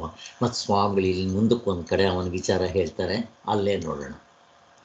ಇಷ್ಟು ಅವನ ಕ್ವಾಲಿಫಿಕೇಷನ್ 4. ಇನ್ನು ಆಚಾರ್ಯನಾದವನು ತತ್ವವನ್ನು ಯಾವ ಪ್ರಯೋಜನಕ್ಕಾಗಿ ಶಿಷ್ಯನಿಗೆ ಬೋಧಿಸ್ತಾನೆ? ಹೆಸರಿಗಲ್ಲ, ಬಿರುತಿಗಲ್ಲ, ಹಣಕ್ಕಲ್ಲ, ನನಗೆ ಕೀರ್ತಿ ಬರಲಿ ಅಲ್ಲ. ಅಂಥವನು ನಿಜವಾಗಲೂ ಗುರು ಅಲ್ವೇ ಅಲ್ಲ. ಚೆನ್ನಾಗಿ ತಿಳ್ಕೊಂಬಿಡ್ರಿ, ಅಂಥವನು ಗುರು ಅಲ್ವೇ ಅಲ್ಲ. ಏಕೆಂದರೆ ಯಾರು ಆಚಾರ್ಯವಂತನಾಗಿರ್ತಾನೋ ಅವನು ಫಸ್ಟ್ ಆಫ್ ಆಲ್ ಕೃತಕೃತ್ಯನಾಗಿರಬೇಕು, ಮತ್ತು ಆಪ್ತಕಾಮನಾಗಿರಬೇಕು. ಆತ್ಮಕಾಮನ ಮೊದಲಾಗಬೇಕು. ನಾವಿವಾಗ ಏನಾಗಿದ್ದೀವಿ? ಪ್ರಪಂಚಕಾಮರು, ಅನಾತ್ಮಕಾಮರಾಗಿದ್ದೀವಿ. ಅದು ಬಿಟ್ಟು ಒಳಗಡೆ ಬರಬೇಕು, ಆತ್ಮಕಾಮರಾಗಬೇಕು. ಆತ್ಮಕಾಮರಾದರೆ ಆಪ್ತಕಾಮರಾಗ್ತೀವಿ. ಆಪ್ತಕಾಮರಾದರೆ ಇನ್ನು ಕಾಮಗಳೇ ಇರೋದಿಲ್ಲ. ಯಾವ ಕಾಮವೂ ಇಲ್ಲದ ಪರಬ್ರಹ್ಮದ ಸ್ವರೂಪವನ್ನೇ ಪಡ್ಕೊಂಡವನಾಗಿರ್ತಾನೆ. ಅವನು ಉಪದೇಶ ಮಾಡೋದಕ್ಕೆ ಮತ್ತೊಂದು ಮುಖ್ಯವಾಗಿರೋದು ಕರುಣೆ. ಬಾ, ನಾನು ಕಂಡುಕೊಂಡಿದ್ದು ಬೇರೆಯವ್ರಿಗೆ ಯಾವಾಗ ಕೊಟ್ಟೇನು ಅನ್ನೋದಿರುತ್ತೆ ಅವನಿಗೆ. ರಾಮಕೃಷ್ಣ ಪರಮಹಂಸರು ದೇವಿನ ಕೇಳ್ಕೊತಾ ಇದ್ರಂತೆ, ನನ್ನ ಪರೀಕ್ಷೆ ಮಾಡಿ ಈ ತತ್ವವನ್ನು ತಿಳ್ಕೊಳ್ಳೋವಂಥವ್ರು ಬೇಕು ಕಳ್ಸಮ್ಮ ಅಂತ ಕೇಳ್ತಾ ಇದ್ದಾರೆ. ಇದು ಕರುಣೆ ಆದವನು. ಈ ವಿಚಾರ, ಇಂಥ ವಿಚಾರ ಬೇಕಾದಷ್ಟು ನನಗೆ ಸಿಕ್ಕಲಿ. ನಿಜವಾದ ಗುರು ಹೀಗಿರ್ತಾರೆ. ನಾವು ಗುರುನ ಪರೀಕ್ಷೆ ಮಾಡಿಕೊಂಡೇ ಹೋಗಬೇಕು. ಹೇಗೆ ವಿವೇಕಾನಂದರು ಪರೀಕ್ಷೆ ಮಾಡಿದ್ರು ಹಾಗೆ. ಸೊ ಫಸ್ಟ್ ಆಫ್ ಆಲ್ ಆ ಥರ ಗುರುನ ಪರೀಕ್ಷೆ ಮಾಡಬೇಕಾದ್ರೆ ಇವನಿಗೆ ಯೋಗ್ಯತೆ ಸ್ವಲ್ಪ ಇರಬೇಕು, ಅದು ಇಂಪಾರ್ಟೆಂಟ್. ಆದ್ದರಿಂದ ಶಂಕರಾಚಾರ್ಯರು ಇಂಥ ಸದ್ಗುರುವನ್ನು ಏನಂತ ಕರೀತಾರೆ ಗೊತ್ತಾ? ಮಹಾಕಾರುಣಿಕನು. ಬರೀ ಕಾರುಣಿಕನಲ್ಲ, ಮಹಾಕಾರುಣಿಕನು. ಹೆಚ್ಚಿನ ಕರುಣೆಯಿಂದ ಇರ್ತಾನವನು. ನಮಗೆ ಗೊತ್ತಿದೆ, ಯಾರಿಗಾದರೂ ಸಂಕಟದಲ್ಲಿರೋವ್ರನ್ನ ಕಾಪಾಡೋದು, ದರಿದ್ರಿಗೆ ಹಣ ಕೊಡೋದು, ರೋಗಿಗಳಿಗೆ ಆರೋಗ್ಯ ಕೊಡೋದು, ಹಸಿವಿದ್ದವನಿಗೆ ಅನ್ನ ಕೊಡೋದು, ಪ್ರಾಣದಿಂದ ಬಳಲ್ತಾ ಇದ್ದವನಿಗೆ ಪ್ರಾಣದಾನ ಮಾಡೋದು, ಇವೆಲ್ಲ ಕರುಣೆಯೇ ಅಲ್ವ? ಇಲ್ಲೆಲ್ಲ ಕರುಣೆನೇ ಬೇಕು. ಕರುಣೆಯೇ ಪ್ರೀತಿಯ ಕಣ್ಣು. ಅದೇನೋ ಒಂದು ಪಿಕ್ಚರೇ ಬಂದಿತ್ತು ಇದಕ್ಕೆ, ಯಾರಿಗಾದ್ರೂ ಜ್ಞಾಪಕ ಇದ್ರೆ ಹೇಳಿ. ಕರುಣೆಯೇ ಪ್ರೀತಿಯ ಕಣ್ಣು ಅಂತ ಏನೋ ಒಂದು ಬಂದಿತ್ತು ಪಿಕ್ಚರ್, ತುಂಬ ಚೆನ್ನಾಗಿತ್ತು. ಆಗಿನ ಕಾಲದಲ್ಲಿ ಇಂಥ ಪಿಕ್ಚರೇ ಬರ್ತಾ ಇದ್ದಿದ್ದು. ಏನು? ಕುಟುಂಬದ ಕಣ್ಣು ಅಂತ ಸರ್. ಕರುಣೆಯೇ ಕುಟುಂಬದ ಕಣ್ಣು, ಕರೆಕ್ಟ್. ಆ ಕುಟುಂಬ ಚೆನ್ನಾಗಾಗಬೇಕು ಅಂದರೆ ಕರುಣೆ ಯಾರಿಗಿರುತ್ತಿದೋ? ಹೆಂಗಸರಿಗೆ, ತಾಯಿಗೆ ಮುಖ್ಯವಾಗಿ. ಆ ಹೆಂಗಸರು ತಾಯಿ ಅಂತನ್ನೋಳು ಕರುಣೆಯಿಂದ ಇರ್ತಾಳೆ ಅಂತ. ಈಗೆಲ್ಲ ಹೋಯ್ತು ಬಿಡ್ರಿ, ಎಲ್ಲ ಹೋಯ್ತು ಇವಾಗ. ಹಾಗಿರ್ತಾ ಇತ್ತು. ಹಾಗೆ ಒಂದು ನಮ್ಮ ಮನೆಯಲ್ಲಿ ಒಂದು ಫೋಟೋ ಹಾಕಿತ್ತು. ನಮ್ಮ ತಂದೆಯವರು ಧಾರವಾಡಕ್ಕೆ ಹೋದಾಗ ಒಂದು ಗಾಡ್ರೇಜ್ ಬೀರು ತೊಗೊಂಬಂದಿದ್ರು. ಅದು ಅಂಗಡೀಲಿ ಇಡೋ ದೊಡ್ಡದು ಬೀರು, ಜ್ಯುವೆಲರ್ಸ್ ಇಡೋ ಅಂಥ ಬೀರು. ಅವ್ರ ಮನೇಲಿ ಬೋರ್ಡ್ ಇತ್ತಂತೆ, ಈಸ್ಕೊಂಬಂದಿರೋದು. ಅದರಲ್ಲಿ ಏನು ಬಂದಿತ್ತು ಗೊತ್ತಾ? ವ್ಯವಸ್ಥೆಯೇ ಹೆಂಗಿರಬೇಕು, ವ್ಯವಸ್ಥೆಯೇ ಮನೆಯ ಸೊಬಗು, ಸಂತುಷ್ಟ ಗೃಹಿಣಿಯೇ ಮನೆಯ ಲಕ್ಷ್ಮಿ, ಆತಿಥ್ಯವೇ ಮನೆಯ ವೈಭವ. ಏನೋ ಹೀಗೆ ಒಂದು 3-4 ಪಾಯಿಂಟ್ಗಳು ತುಂಬ ಚೆನ್ನಾಗಿತ್ತು. ಕರುಣೆ ಇವೆಲ್ಲ ತೋರಿಸ್ತಾ ಇದ್ರು. ಹಾಗೆ ಅದಕ್ಕೆ ಆ ಮುಕ್ತನಾದವನು ಜೀಸಸ್ಸಿಗೆ ನೋಡ್ರಿ ಎಂಥ ಕರುಣೆ ಇತ್ತು. ಈ ನಿಜವಾದ ಗುರುಗಳು. ಮಹಮ್ಮದ್ ಪೈಗಂಬರ್ ಕೊನೆಯ ದಿನ ಅವನು ತನ್ನ ದೇಹ ಬಿಡ್ತೀನಿ ಅಂತ ಅಂದಾಗ ಅವನ ಹೆಂಡತಿ ಕರೆದು, ಯಾಕೋ ನನಗೆ ನಿದ್ದೆ ಬರ್ತಾ ಇಲ್ಲ, ಅಲ್ಲಿಗೆ ಕೊನೆಯ ಮನೆಯಲ್ಲಿ ಒಬ್ಬ ಊಟ ಮಾಡಿಲ್ಲ, ಕೊಟ್ಬಿಟ್ಟು ಬಂದ್ಬಿಡು ಬಾ ಅಂತ ಹೇಳಿ ಅವನು ತಿಂತಾ ಇದ್ದಿದ್ದು ಊಟ ಅರ್ಧವನ್ನು ಕೊಡ್ತಾನೆ ಅವನಿಗೆ. ಅಲ್ಲಿ ಕೊಟ್ಟು ಬಂದ ಮೇಲೆ ಇವನು ದೇಹ ಬಿಡ್ತಾನೆ. ನಿಜವಾದ ಗುರುಗಳು ಹೀಗಿರ್ತಾರೆ, ಕರುಣೆ. ಈಗಿನ ಗುರುಗಳಿಗೆ ಪ್ರೀತಿ, ವಾತ್ಸಲ್ಯ, ಪ್ರೇಮ, ಸಹನೆ, ತಾಳ್ಮೆ, ಅನುಕಂಪ, ಕ್ಷಮೆ, ದಯೆ ಕಿಂಚಿತ್ತಿರೋದಿಲ್ಲ. ಹಾಗಾಗಿರುತ್ತೆ. ಇನ್ನು ಅವರೇನು ತತ್ವವನ್ನು ಕಂಡಿರ್ತಾರೆ, ಇನ್ನೇನು ತತ್ವವನ್ನು ಶಿಷ್ಯರಿಗೆ ಹೇಳ್ಕೊಡ್ತಾರೋ ನನಗಂತೂ ಗೊತ್ತಾಗಲಿಲ್ಲ. ಆದರೆ ಅಜ್ಞಾನದಿಂದ ಶಿಷ್ಯರನ್ನು ಬಿಡುಗಡೆ ಮಾಡುವುದು ಇವೆಲ್ಲಕ್ಕಿಂತಲೂ ಹೆಚ್ಚಿನ ಕರುಣೆ ಇರಬೇಕು. ಇದೇನು ಸಾಮಾನ್ಯದ್ದ, ಯಾವುದು ಒಂದನ್ನು ತಿಳಿದ್ರು ಎಲ್ಲವನ್ನೂ ತಿಳಿದಂಗಾಗುತ್ತೆ. ಅಂಥದ್ದನ್ನು ತೋರಿಸ್ಬೇಕಲ್ಲ, ಆತ್ಮನ್ನ ಅವನ ಇದನ್ನೇ ಉದ್ಧಾರ ಮಾಡಿಬಿಡ್ತಾರಲ್ಲ. ವಿವೇಕಾನಂದರು ಒಂದು ಕಡೆ ಹೇಳ್ತಾರೆ, ಅನ್ನ ಇಲ್ಲದೆ ಇರೋವನಿಗೆ ಊಟ ಕೊಟ್ಟರೆ ತೃಪ್ತಿ ಆಯಿತು, ಮತ್ತೆ ತಿರ್ಗಿ ಅವನು ನಾಳೆ ತಿರ್ಗಿ ಅದೇ ಕ್ವಶನ್ನೇ. ಅವನಿಗೆ ಅವನ ಹಣವನ್ನು ಅವನ ಹೊಟ್ಟೆ ಪಾಡೋದು ಬೇಕಾದಂಥ ಸಂಪಾದನೆ ಮಾಡ್ಕೊಳ್ಳೋ ವಿದ್ಯೆ ಕೊಟ್ಟರೆ, ಅನ್ನದಾನಕ್ಕಿಂತ ವಿದ್ಯಾದಾನ ಹೆಚ್ಚು ಶ್ರೇಷ್ಠ. ಈಗ ವಿದ್ಯಾದಾನ ಕೊಟ್ಟರೆ ಮತ್ತೆ ಹುಟ್ಟು ಸಾವುಗಳಿಂದ ತಪ್ಪಿಸ್ಕೊಳ್ಳೋದು ಬರೋಲ್ಲ. ಅಫ್ಕೋರ್ಸ್ ಅವನ ಹೆಂಡತಿ, ಮಕ್ಕಳು, ಮನೆ ಮಟ್ಟದವರು, ದಾನ ಧರ್ಮ ಇವೆಲ್ಲ ಮಾಡ್ಬೋದು, ಮತ್ತೆ ತಿರ್ಗಿ ಹುಟ್ಟು ಬರ್ತಾನೆ. ಅಲ್ಲಿ ಅಂಥವನಿಗೆ ಈ ಒಂದು ಆತ್ಮವಿದ್ಯೆ ಕೊಟ್ಟರೆ ಮತ್ತು ಹುಟ್ಟು ಬರದೇ ಇದ್ದರೆ ನೋಡ್ರಿ ಹೇಗೆ ತೊಗೊಂಡ್ಬರ್ತಾನೆ. ಅನ್ನದಾನ, ವಿದ್ಯಾದಾನ, ಪಾರಮಾರ್ಥಿಕ ವಿದ್ಯಾದಾನ ಅಂತ ಹೇಳ್ತಾರೆ. ಈ ಅಜ್ಞಾನ ನಾಶ ಆಗಿಬಿಟ್ರೆ ಜನನ ಮರಣ ಸೈಕಲ್ಲೇ ತಪ್ಪೋಗ್ಬಿಡುತ್ತೆ. ಯಾರು ಆಚಾರ್ಯನೋ ಅವನು ಪರಬ್ರಹ್ಮವೇ. ಸೊ ಭಗವದ್ಗೀತೆಯಲ್ಲಿ 4 ಥರ ಭಕ್ತರಲ್ಲಿ ಅರ್ಥಾರ್ಥಿ, ಜಿಜ್ಞಾಸು, ಜ್ಞಾನಿ ಭಕ್ತಿ. ಮುಕ್ತನಾದವನು ಜ್ಞಾನಿ ಭಕ್ತಿ. ಅರ್ಜುನ, ನಾನು ಅವನು ಒಂದೇ ಅಂತ ಭಗವಂತ ಹೇಳ್ತಾ ಇದ್ದೀನಿ. ಏನು ವ್ಯತ್ಯಾಸ ಇರಲ್ಲ. ಉಪಾಧಿಗಳು ಬಿಟ್ಟರೆ ನಮಗೂ ಹಾಗೆ ಆ ಉಪಾಧಿಗಳು ಬಿಟ್ಟರೆ ನಾವು ಅದೇ. ಬಟ್ ನಮ್ಮಲ್ಲಿ ಅಂತಃಕರಣದಲ್ಲಿ ಇನ್ನೂ ಕೊಳಕಿದೆ, ಮನಸ್ಸಿನಲ್ಲಿ ಅದು ಪೂರ್ತಿ ಕ್ಲಿಯರ್ ಆಗಿಲ್ಲ. ಆಗೋವರೆಗೂ ಆ ಹಿಂದೆಗಡೆ ಇರೋ ತತ್ವ ಸಿಗೋದಿಲ್ಲ. ಅದಕ್ಕೆ ಸಾಧನೆ ಮಾಡಬೇಕು. ಸೊ ಗುರು ಆದವನು ಶಿಷ್ಯನಿಗೆ ಹೇಗೆ ತಿಳಿಸ್ಕೊಡ್ತಾನೆ ಅನ್ನೋದಕ್ಕೆ ಸ್ವಾಮಿಗಳೇ ಹೇಳ್ತಾರೆ. ಸೊ ನಮ್ಮ ಕುಲಕರ್ಣಿ ಸ್ವಾಮಿಗಳು ಹೇಳ್ತಾ ಇದ್ರು, ಒಂದು ಬಾಂಡ್ಲಿಲಿ ಎಣ್ಣೆ ಸುಡ್ತಾ ಇದೆ, ಒಂದು ಹಪ್ಪಳ ಹಾಕ್ತೀರ ಅಂತ ಇಟ್ಕೊಳ್ರೆ ಅದು ಚಟ ಚಟ ಚಟ ಚಟ ಶಬ್ದ ಮಾಡುತ್ತಂತೆ. ಅದು ಪೂರ್ತಿ ಒಂದು ಸ್ವಲ್ಪ ಆದಮೇಲೆ ಸುಮ್ಮನೆ ಆಗಿಬಿಡುತ್ತಂತೆ. ತತ್ವ ಒಂದು ಕಣ್ಮೇಲೆ ಸುಮ್ಮನೆ ಆಗಿಬಿಡುತ್ತಂತೆ. ನೀವು ಇನ್ನೊಂದು ಹಾಕ್ರಿ ಹಪ್ಪಳ, ಅದಿದ್ದಂಗೆ ಅದ್ರಾಗ ಮತ್ತೆ ಅದು ಚಟ ಚಟ ಅಂತೆ. ಶಿಷ್ಯ ಬಂದರೆ ಮತ್ತೆ ಇಬ್ಬರು ಚಟ ಚಟ ಚಟ ಅಂತಾರಂತೆ. ಎಲ್ಲಿವರೆಗೂ? ಅವನು ಸುಮ್ಮನೆ ಆಗೋವರೆಗೂ. ಇಬ್ಬರು ಇವನು ತತ್ವ ಕಂಡೇ ಇದ್ದಾನೆ, ಇವನು ಕಂಡ್ಕೊಂಡು ಬಿಟ್ಮೇಲೆ ಇಬ್ಬರು ಸುಮ್ಮನೆ ಆಗಿಬಿಡ್ತಾರಂತೆ.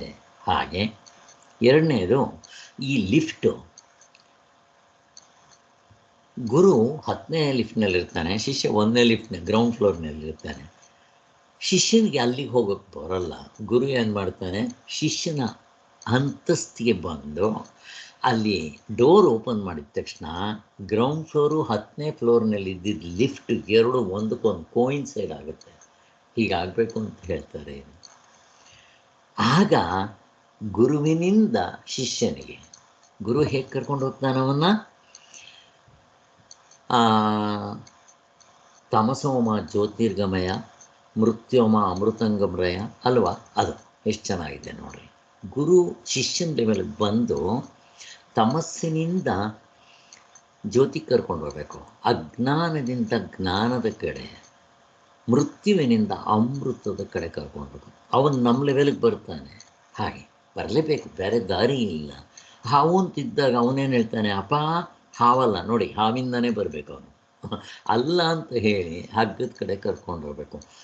ಅನ್ನೌನ್ ಟು ನೌನ್, ಅಥವಾ ನೌನ್ ಟು ಅನ್ನೌನ್. ನಮಗೊತ್ತಿರೋದು ಹಾವು, ನನಗೊತ್ತಿರೋದು ಸಾವು, ನನಗೊತ್ತಿರೋದು ಕತ್ತಲೆಯಿಂದ ಬೆಳಕಿಗೆ, ತಮೋಗುಣದಿಂದ ಗುಣಾತೀತನಾಗೋದಕ್ಕೆ. ಹಾಗೆ ಹಾವಿನಿಂದ ಹಗ್ಗದ ಕಡೆಗೆ, ಒಡವೆಯಿಂದ ಚಿನ್ನದ ಕಡೆಗೆ, ಪ್ರಪಂಚದಿಂದ ಆತ್ಮನ ಕಡೆಗೆ. ಹೇಗಿದೆ ನೋಡಿ. ಅದಕ್ಕೆ ಗುರು ನಮ್ಮ ಹಂತಕ್ಕೆ ಬಂದು ನಮ್ಮನ್ನು ಕರ್ಕೊಂಡು ಹೋಗ್ತಾನೆ. ಇದಕ್ಕೆ ಇನ್ನೂ ಒಂದು ಉದಾಹರಣೆ ಕೊಡ್ತಾರೆ.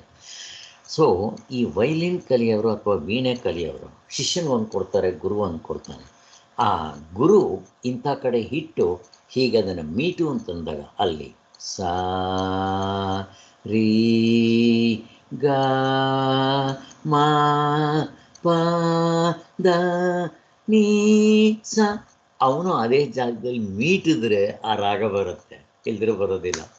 ಅಲ್ಲಿಗೆ ಕೊನೆಗೆ ಗುರು ತನ್ನ ಅಂತಃಕರಣ ಶಿಷ್ಯನ ಅಂತಃಕರಣ ಒಂದಾಗಬೇಕು. ಶಿಷ್ಯನಲ್ಲಿ ಆ ಯೋಗ್ಯತೆ ಇರಬೇಕು. ನಚಿಕೇತನಿಗಿದ್ದಂಗೆ ಶ್ವೇತಕೇತುಗಿದ್ದಂಗೆ ಇದ್ದರೆ ಹರಿಯುತ್ತಿಲ್ಲದಿದ್ದರೆ ಹರಿಯಲ್ಲ. ಅದಕ್ಕೆ ನಾವು ಸಾಧನೆ ಮಾಡಿ ನಮ್ಮ ಇದನ್ನು ಅಲ್ಲಿವರೆಗೂ ತೊಗೊಂಡ್ಬರ್ಬೇಕು ಅಂತ ಹೇಳೋದು. ಈ ನಮ್ಮ ಜೀವಂತವಾದ ಹೃದಯದಿಂದ ಜೀವಂತ ಶ್ರದ್ಧಾ ಭಕ್ತಿಗಳುಳ್ಳ ಶಿಷ್ಯನಿಗೆ ಬರುವ ಉಪದೇಶದಿಂದ ಕೂಡಲೇ ಅಜ್ಞಾನ ಹೊರಟೋಗುತ್ತೆ. ಅದಾಗಬೇಕಿಲ್ಲಿ ಅಂತ ತತ್ವದರ್ಶಿಯಾದ ಜ್ಞಾನಿ ಮಾಡಿದ ಉಪದೇಶವನ್ನು ಅರ್ಥಕೊಂಡ್ರೆ ಸಂಸಾರಗಳ ಮೋಹವು ತಪ್ಪು ಹೋಗುತ್ತೆ.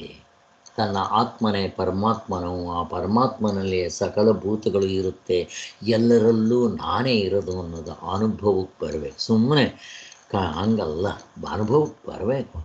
ಆದ್ದರಿಂದ ಶಾಸ್ತ್ರದಲ್ಲಿ ತತ್ವಜ್ಞಾನದಿಂದ ಕಾಮಗಳೆಲ್ಲ ತೊಲಗುವುದೆಂದು ಹೇಳಿದೆ. ಮರ್ತ್ಯನಾಗಿರುವನು ಮಾನವನು ಅಮೃತನಾಗ್ತಾನೆ ಅಂತ ಕೂಡ ಹೇಳಿದೆ. ನೀನೇ ಬ್ರಹ್ಮವಾಗಿರುವೆ. ನೋಡ್ರಿ, ಬರೀ 3 ವರ್ಡ್ಗಳು. ತತ್ವಂ ಅಸಿ, ನೀನೇ ಅದು ಆಗಿದ್ದೀಯ ಅಷ್ಟೇ. ಅಲ್ಲಿ ನೀನು ಅನ್ನೋದು ಬಿಟ್ಟು ತತ್ವಂ, ಆ ತತ್ ಅಂದರೆ ಯಾವುದು? ಬ್ರಹ್ಮ. ತ್ವಂ ನೀನ್ ಅದೇ ಆಗಿದ್ದೀಯ, ಆ ಬ್ರಹ್ಮವೇ ನೀನಾಗಿದ್ದೀಯ. ನೀನು ಅಂದ್ರೆ ಮತ್ತೆ ಈ ಶರೀರ ಇಟ್ಕೋಬಾರ್ದಿಲ್ಲ. ಹೀಗೆ ಆ 3 ವರ್ಡ್ಗಳಲ್ಲೇ ತೋರಿಸ್ಬಿಡ್ತಾರೆ ಅಂತ. ಶಾಸ್ತ್ರದ ಪ್ರಕಾರ ಅಲ್ಲ, ನೀವು ತಿಳ್ಕೊಳ್ಳಿ ಬಿಡ್ರಿ. ನಾವೆಲ್ಲರೂ ಪರಮಾತ್ಮ ಸ್ವರೂಪರೇ ಆಗಿದ್ದೀರಿ, ಅದರ ಅನುಭವ ನಮಗಿರೋದಿಲ್ಲ ಅಷ್ಟೇ.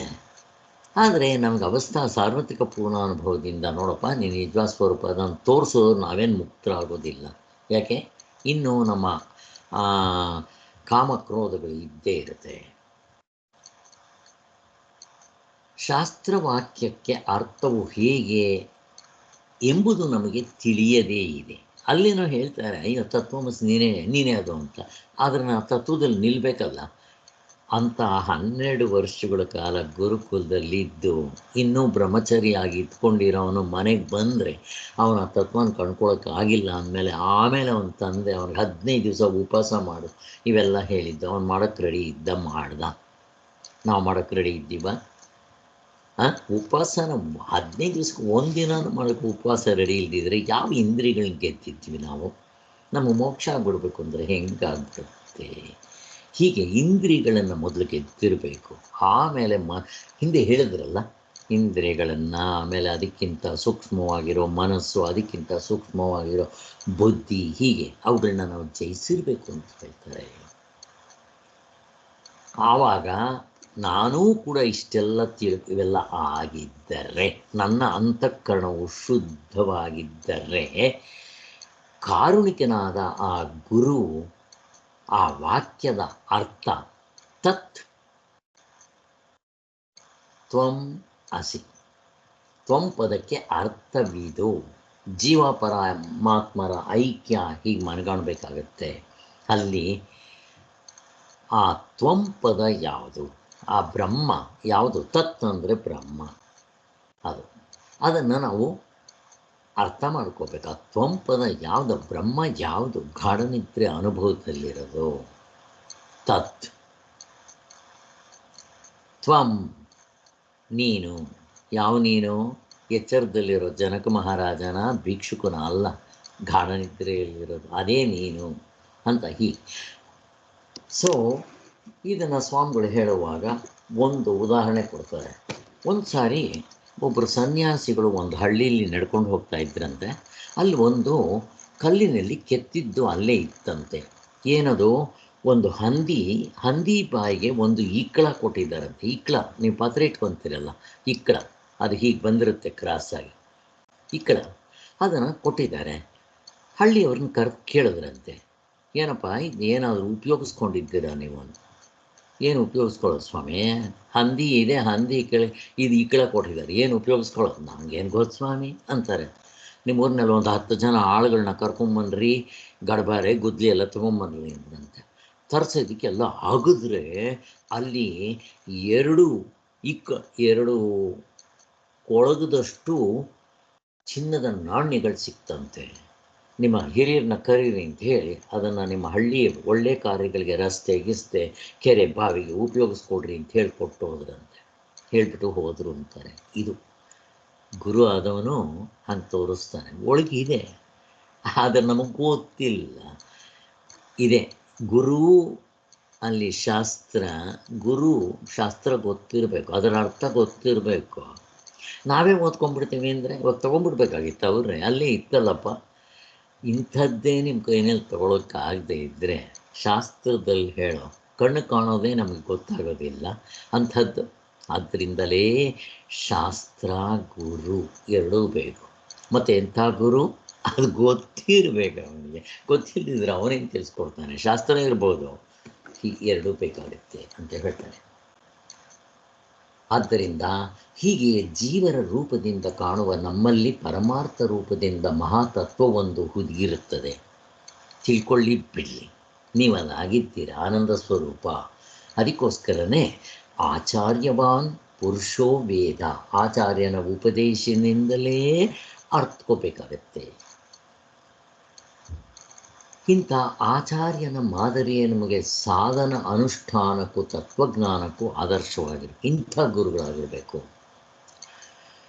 ಎಲ್ಲದಕ್ಕಿಂತ ಹೆಚ್ಚಾಗಿ ಶಾಸ್ತ್ರ ವ್ಯಾಖ್ಯಾನ ಮಾಡೋ ಗುರುಗಿಂತ ಆಚಾರ್ಯನ ನಡತೆ ನಮಗೆ ಹೆಚ್ಚು ಪ್ರಯೋಜನ ಮಾಡುತ್ತಂತೆ. ಇದು ಇಂಪಾರ್ಟೆಂಟು. ಬದನೆಕಾಯಿ ಇರೋದು ಹೇಳಲಿಕ್ಕೆ, ಅರ್ಕತೆ ಇರೋದು ಹೇಳಲಿಕ್ಕೆ, ಬದನೆಕಾಯಿ ಇರೋದು ತಿನ್ನಲಿಕ್ಕೆ ಅಂತ. ಹಾಗಾದರೆ ಇದು ಉಪಯೋಗ ಆಗಲ್ಲ. ಅದಕ್ಕೆ ಗುರುವಾದವನು ಹೇಗೆ ನಡ್ಕೊತಾನೆ ಅನ್ನೋದನ್ನು ಶಿಷ್ಯ ಗಮನಿಸ್ತಾ ಇರ್ತಾನೆ. ಮಕ್ಕಳು ಹೆಂಗೆ ಅಬ್ಸರ್ವ್ ಮಾಡ್ತಾರೆ, ದೊಡ್ಡವರೆಲ್ಲ ಹೇಗೆ ನಡ್ಕೊತಾರೋ ಹಾಗೆ. ತಂದೆನೂ ಹಿಂಗೆ ಸಿಗರೇಟ್ ಇಟ್ಕೊಂಡು ಸೇರ್ತಾ ಇದ್ದರೆ ನಿಮ್ಮ ಮಗನೂ ಸಿಗರೇಟ್ ಇಟ್ಕೊತಾನೆ ಅಷ್ಟೆ. ಆದ್ದರಿಂದ ಆಚಾರ್ಯನೆಂದರೆ ವೇದಾಂತದ ಸಾರವೆಂದು ತಿಳಿಬೇಕು. ಅವನು ಅದನ್ನು ಜೀರ್ಣ ಮಾಡ್ಕೊಂಡಿರ್ತಾನೆ, ಅರ್ಥ ಮಾಡ್ಕೊಂಡಿರ್ತಾನೆ, ತತ್ವದಲ್ಲಿ ನಿಂತಿರಬೇಕು. ಸುಮ್ಮನೆ ಪುಸ್ತಕದ ಬದನೆಕಾಯಿ ಏನೂ ಉಪಯೋಗ ಇಲ್ಲ. ಯಾಕೆ ಇದು ಹೇಗಾಗಬೇಕು ಅಂತಂದರೆ, ಆಚಾರ್ಯನಲ್ಲಿ ಗುಣಗಳು ನಮ್ಗೆ ಹೆಂಗೆ ಸಹಾಯ ಆಗುತ್ತೆ ಅಂದರೆ, ನಾವು ಯಾವುದಾದ್ರೂ ಪಿಕ್ಚರ್ ನೋಡ್ತಾ ಇದ್ದರೆ ಅವರು ಅಳ್ತಾ ಇದ್ರೆ ನಮ್ಗೆ ಅಳು ಬರುತ್ತೆ, ನಗ್ತಾ ಇದ್ದರೆ ನಮಗೂ ನಗು ಬರುತ್ತೆ ಅಲ್ವಾ? ಹಾಗೆ ಸೊ ಇಂಥ ಆಚಾರ್ಯನಲ್ಲಿ ಇಂಥ ಗುಣಗಳಿದ್ದರೆ ಅವನ್ನ ನೋಡಿದ ತಕ್ಷಣ ನಮಗೂ ಕೂಡ ಆತ್ಮನ ಕಂಡ್ಕೋಬೇಕು ಅನ್ನೋ ಆಸೆ ಆಗಬೇಕು. ಅವನು ನೋಡಿದ್ರೇ ಹಂಗಾಗಬೇಕು ಅಂತ ಹೇಳ್ತಾರೆ. ಆಚಾರ್ಯನು ತನ್ನ ಉಪದೇಶ ಮಾತ್ರದಿಂದಲೇ ನಮಗೆ ಆತ್ಮಸೂರ್ಯನ ದರ್ಶನ, ನಮ್ಮ ಆತ್ಮನನ್ನು ನಮಗೆ ದರ್ಶನ ಮಾಡಿಸ್ಬಿಡ್ತಾನೆ. ಇದೇನು ಯಕ್ಷಣಿ ವಿದ್ಯೆನಾ? ಅಲ್ಲ. ಹಾಯ್, ಅನುಭವಿಯಾದ ಗುರುವಿನ ಉಪದೇಶ ಅಧಿಕಾರಿಯಾದ ಶಿಷ್ಯನಿಗೆ, ಇದು ಇಂಪಾರ್ಟೆಂಟ್. ಗುರು ಅನುಭವಿ, ಶಾಸ್ತ್ರೀಯ ಬ್ರಹ್ಮನಿಷ್ಠನಾಗಿರಬೇಕು. ಅಧಿಕಾರಿಯಾದ ಶಿಷ್ಯ, ಅಧಿಕಾರಿ ಅಂದರೆ ಏನಿಲ್ಲಿ, ಸಾಧನ ಚತುಷ್ಟಯ ಇರಬೇಕು. ನನಗೆ ದೇವರೇ ಬೇಕು, ಮೋಕ್ಷವೇ ಬೇಕು ಅನ್ನೋ ಆಸೆ, ಜಿಜ್ಞಾಸೆ ಇರಬೇಕು. ಮತ್ತು ಅವನು ಇಂದ್ರಿಯಗಳನ್ನೆಲ್ಲ ಹತೋಟಿಲಿ ಇಟ್ಕೊಂಡಿರಬೇಕು. ಜೊತೆಗೆ ಹೊರಗಡೆ ಹೋಗ್ತಾ ಇರೋ ಮನಸ್ಸನ್ನು ತಿರುಗಿಸಿ ಒಳಮುಖಕ್ಕೆ ಮಾಡಿಕೊಂಡಿರಬೇಕು. ನಿಜವಾದ ಶಿಷ್ಯನ ಯೋಗ್ಯತೆಗಳು ಎಲ್ಲ ಹೇಳ್ತಾರೆ. ಇಂಥ ಗುರುಗಳು ಈಗಲೂ ಇರ್ತಾರೆ. ಆದರೆ ಅಂಥ ಶಿಷ್ಯರಿಗೆ ಆ ಪರಮಾತ್ಮನೇ ಕನೆಕ್ಷನ್ ಕೊಡ್ತಾನೆ. ಆದ್ದರಿಂದ ಅಂಥ ಗುರುಗಳು ಕಾದಿರ್ತಾರೆ, ಯಾರಿಂಥ ಶಿಷ್ಯನಿಗೆ ನಾನು ಹೇಳಲಿ ಅಂತ. ಇಂಥ ಆಚಾರ್ಯನಾದ ಗುರುವು ಶಿಷ್ಯನಿಗೆ ಯಾವುದೊಂದು ಪ್ರತಿಫಲವನ್ನೂ ಬಯಸದೆ ಉಪದೇಶ ಮಾಡ್ತಾನೆ. ಇಂಥದ್ದು ಆ ಮಂತ್ರ ಜಪ ಅವೆಲ್ಲ ಕೊಡ್ತಾರಲ್ಲ, ದುಡ್ಡು ತಗೊಂಡ ಅಂಥದ್ದಲ್ಲ. ಈಗ ಒಂದು ಯೋಗ ಹೇಳ್ಕೊಡ್ಬೇಕಾದ್ರೂ ದುಡ್ಡು ತೊಗೊತಾರೆ, ಪ್ರಾಣಾಯಾಮ ಹೇಳ್ಕೊಡ್ಬೇಕಾದ್ರೂ ದುಡ್ಡು ತೊಗೊತಾರೆ. ಬಿಸ್ನೆಸ್ ಆಗಿದೆ. ಆದ್ದರಿಂದ ಇಲ್ಲಿ ಬೇಕಾಗಿರೋದೇನು? ಅವನು ಶಿಷ್ಯ ವಿತ್ತಾಪಹಾರಕ ಗುರುವಲ್ಲ. ಅವನಿಗೆ ಈ ಹಣ ಗಿಣ ಹೆಸರು ಬಿರುದು ಇವು ಬೇಕಾಗಿಲ್ಲ. ಅವನಿಗೆ ಶಿಷ್ಯನ ಮೇಲಿರುವ ಕರುಣೆ, ಪ್ರೀತಿ. ಆದರೆ ಶಿಷ್ಯನಿಗೆ ಹೆಂಗಿರಬೇಕು? ಪ್ರಣಿಪಾತೇನ ಪರಿಪ್ರಶ್ನೇನ ಸೇವೆಯ. ನಮ್ಮಲ್ಲಿ ಇದೊಂದು ಪದ್ಧತಿ ಇದೆ, ಗುರುಗಳ ಹತ್ರ ಹೋದಾಗ ಸಮಿತ್ ಪಾಣಿಯಾಗಿ ಹೋಗಬೇಕು ಅಂತ. ಈಗ ನಾವು ಗುರುಗಳನ್ನೆಲ್ಲ ನೋಡೋಕ್ಕೆ ಹೋದಾಗ ಹಣ್ಣು ಹಂಪಲುಗಳು ತೊಗೊಂಡೋಗಿ ದಕ್ಷಿಣೆ ಕೊಡೋದೇನು ಕೊಡ್ತೀವಿ. ದಕ್ಷಿಣೆ ಇಂಪಾರ್ಟೆಂಟ್ ಅಲ್ಲ, ಕೊಡ್ತೀವಿ. ಯಾಕಿದು? ಯಾಕೆ ಹೇಳಿದ್ದಾರೆ ಪ್ರಣಿಪಾತೇನ ಅಂದರೆ? ಕೇಳ್ಬೋದು. ಅದಕ್ಕೆ ಸ್ವಾಮಿಗಳು ಉತ್ತರ ಹೇಳ್ತಾರೆ. ಮನುಷ್ಯನಿಗೆ ಈ ತನ್ನ ಶರೀರದ ಮೇಲೆ ಈ ಗೌಣ, ಈ ಮಿಥ್ಯಾತ್ಮ, ನಾನು ಅಂತ ಅನ್ಕೊತಾನಲ್ಲ, ಈ ಶರೀರ ಇದು ಮಿಥ್ಯಾತ್ಮ. ಇದಕ್ಕಿಂತ ಹೊರಗಡೆ ಇರೋದು ಗೌಣಾತ್ಮ, ಹೆಂಡತಿ ಮಕ್ಕಳು, ಆದಿಭೌತಿಕ ಆದಿದೈವಿಕ. ಎಲ್ಲದಕ್ಕಿಂತ ಹೆಚ್ಚಾಗಿ ಫಸ್ಟ್ ಅವುಗಳ ಮೇಲೆ ಮೋಹ ಹೋಗಬೇಕು, ಆಮೇಲೆ ನನ್ನ ಮೇಲೂ ಮೋಹ ಹೋಗಬೇಕು. ಈ ಶರೀರ ನಾನು ನನ್ನದು ಮೋಹ ಹೋಗಬೇಕು. ಈ ಮೋಹ ಹೋಗಬೇಕಾದ್ರೆ ಗುರುಗಳ ಸೇವೆ ಮಾಡಿರಬೇಕು. ಅಲ್ಲಿ ಗುಡಿಸೋದು ಸಾರಿಸೋದು ಅವರ, ಅದಕ್ಕೆ ಈ ಥರದ್ದೆಲ್ಲ ಮಾಡಿದರೆ ಹೋಗುತ್ತೆ. ಆಮೇಲೆ ಅಹಂಕಾರ ಕಡಿಮೆ ಆಗುತ್ತೆ. ಅದು ತಿನ್ನೌಟ್ ಪೂರ್ತಿ ಹೋಗೋದಿಲ್ಲ, ತಿನ್ನೌಟ ಆಗುತ್ತೆ ಅಷ್ಟೇ. ಅದಕ್ಕೋಸ್ಕರನೇ ರಾಮಕೃಷ್ಣ ಮಠದಲ್ಲಿ ಸನ್ಯಾಸ ದೀಕ್ಷೆ ನಾನು ಬೇಕು ಅಂತ ಹೋದರೆ ಮೊದಲೇ ಎತ್ಕೊತಾನೆ ಭಕ್ತರ ಚಪ್ಪಲಿಗಳು ಜೋಡಿಸ್ಬೇಕು. ಎರಡನೇದು ಟಾಯ್ಲೆಟ್ಗಳು ತೊಳಿಬೇಕು. ರೆಡಿ ಇದ್ದೀವಿ ನಾವು? ಹೀಗೆ ಬುದ್ಧ ಅಲ್ಲಿ ಹೋಗ್ತಾನೆ. ಗುರುಗಳ ಹತ್ರ ಹೋದಾಗ ಅವ್ರಿಗೆ ಇವನು ರಾಜನ ಮಗ ಅಂತ ಗೊತ್ತಿರೋಲ್ಲ. ಆಗ ಅವ್ರು ಹೇಳ್ತಾರೆ, ನೋಡಪ್ಪ ನೀನು ದೇವ್ರನ್ನ ತಿಳ್ಕೊಳ್ಳೋದು ಇಂಥವೆಲ್ಲ ನಾನು ಶಿಷ್ಯನಾಗಬೇಕು ಅಂತ ಬರಬೇಕಾದ್ರೆ ಭಿಕ್ಷಾ ಪಾತ್ರೆ ಇಟ್ಕೊಂಡು ಭವತಿ ಭಿಕ್ಷಾಂತಿ ಅಂತ ಅನ್ಬೇಕು. ಅವ್ನಿಗೆ ಹೇಳ್ಕೊಡ್ರಿ ಅಂತಾರೆ. ನೀನು ಹೋಗೋಕ್ಕಾಗುತ್ತಾ ಅಂತ ಕೇಳ್ತಾರೆ. ಈ ಭಿಕ್ಷೆ ಕೇಳೋದ್ರಿಂದ ಏನಾಗುತ್ತೆ ಅಂದರೆ ಅಹಂಕಾರ ಕಡಿಮೆ ಆಗುತ್ತೆ. ಹರಿದೋಗಿರೋ ಬಟ್ಟೆ ಹಾಕ್ಕೋಬೇಕು. ಯಾರು ಅವ್ರು ಕೊಡ್ತಾರೋ ಅವ್ರ ಬಟ್ಟೆಗಳು ಹಾಕ್ಕೋಬೇಕು. ಸಾಯಿಬಾಬನ ಬಟ್ಟೆಗಳು ನೋಡಿದ್ದೀರಾ? ಹರಿದೋಗಿರುತ್ತೆ ಯಾವಾಗಲೂ. ಮತ್ತು ಎಂಥ ಸಿಂಪಲ್ಲಾಗಿರ್ತಾರೆ, ಸರಳವಾದ ಜೀವನ. ಫಸ್ಟ್ ನಾವು ಇದಕ್ಕೆ ರೆಡಿ ಇದ್ದೀವ? ನನಗೆ ಆತ್ಮ ಬೇಕು ಅಂತಂದರೆ ಇವುಗಳೆಲ್ಲ ರೆಡಿ ಇರಬೇಕು. ಬಚ್ಚಲು ತೊಳೆಯೋದು, ಟಾಯ್ಲೆಟ್ ತೊಳೆಯೋದು, ಒಂದು ಹುಲ್ಕಡ್ಡಿ ಎತ್ತಿಡಲ್ಲ ಮನೆಯಲ್ಲಿ. ಇನ್ನು ಬೇರೆಯವ್ರದ್ದು ಯಾರು ಮಾಡ್ತೀವಿ ನಾವು? ಮಾಡೋದಿಲ್ಲ. ಮತ್ತು ಅಹಂಕಾರ ಹೆಂಗೆ ಹೋಗುತ್ತೆ? ಇವೆಲ್ಲ ಆಗಿರಬೇಕು ಅಂತ ಹೇಳ್ತಾರೆ. ಹಾಗೆ ಹೀಗೆ ಮನುಷ್ಯನ ನಮ್ಗೆ ನಿಜವಾಗ್ಲೂ ಏನು ಷೋಡಶ ಉಪಚಾರಗಳು ಮಾಡ್ಕೊತಾ ಇರ್ತೀವಿ ನಮ್ಮ ಶರೀರಕ್ಕೆ 3 ಹೊತ್ತು. ಈ ದೇಹಾಭಿಮಾನ ಹೋಗೋವರೆಗೂ ನಾನು ನನ್ನದು, ನಾನು ಹೋದರ್ರೆ ಅಂತ ಹೇಳ್ತೀವಲ್ಲ, ಇದು ಹೋಗ್ಬೇಕಾದ್ರೆ ಏನು ಸಾಧನೆ ಮಾಡಿರ್ತೀವಿ? ಅವನಿಗೆ ಎಂದಿಗೂ ದಕ್ಕಲಾರದು. ಆದ್ದರಿಂದ ಸದ್ಗುರು ಪ್ರತ್ಯಕ್ಷ ಪರಮೇಶ್ವರನೇ.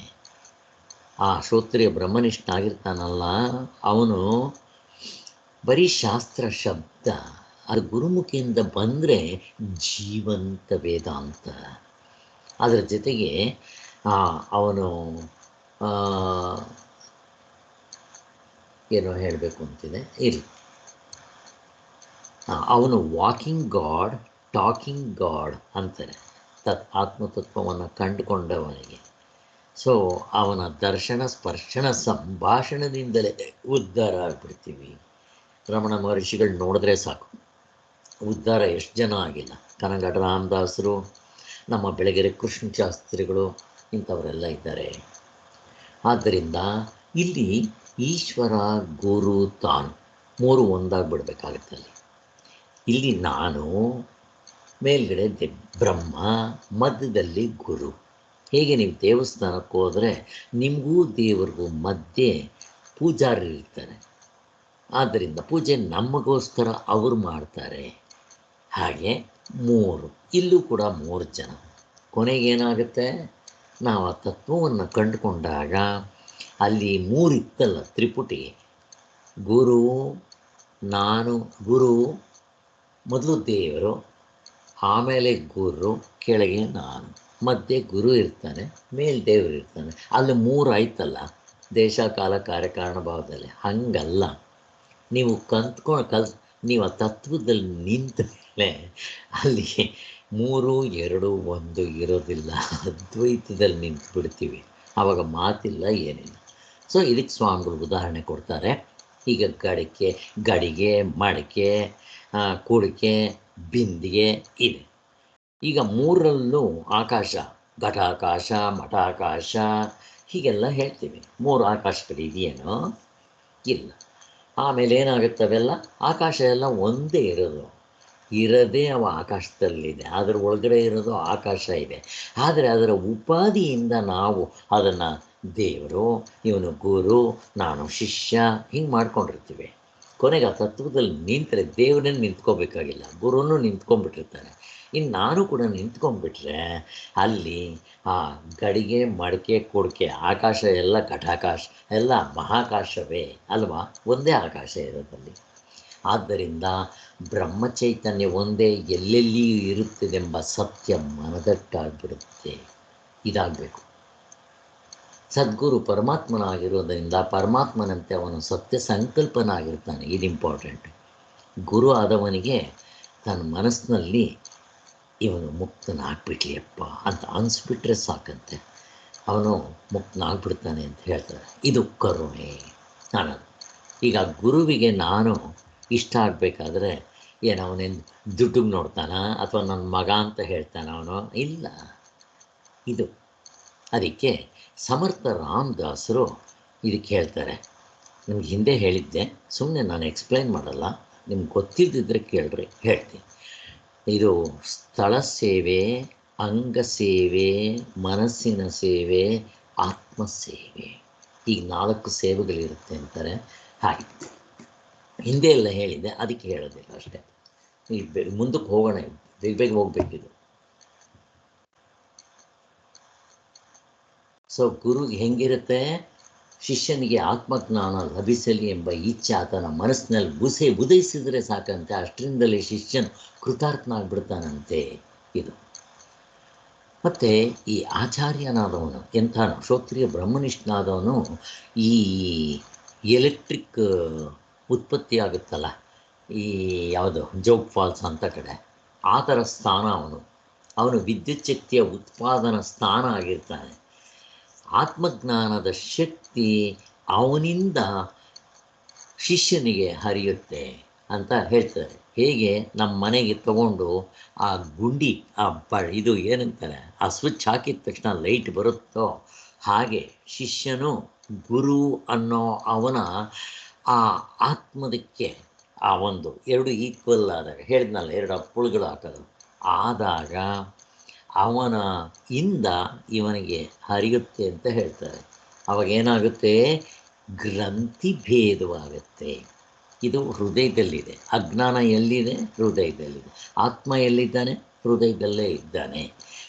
ಯಾವಾಗ ಗುರು ನಮಗೆ ನಿಜವಾದ ಸ್ವರೂಪ ಇದಲ್ಲ, ಇದು ಅಂತ ತೋರಿಸ್ಕೊಡ್ತಾನೋ ಆವಾಗ ಗ್ರಂಥಿ ಅಂದರೆ ಹೃದಯಕ್ಕೂ ವಿಷಯಗಳಿಗೂ ಆಗಿರೋ ಕಾಮರೂಪದ ಕಗ್ಗಂಟು ಯಾವಾಗ ವಿದ್ಯೆಯಿಂದ ಆ ಅವಿದ್ಯೆ ಹೊರಟೋಯ್ತೋ ಆ ಕಾಮರೂಪವಾದ ಗಂಟು ಕಟ್ಸ್ಕೊಂಡ್ಬಿಡುತ್ತೆ.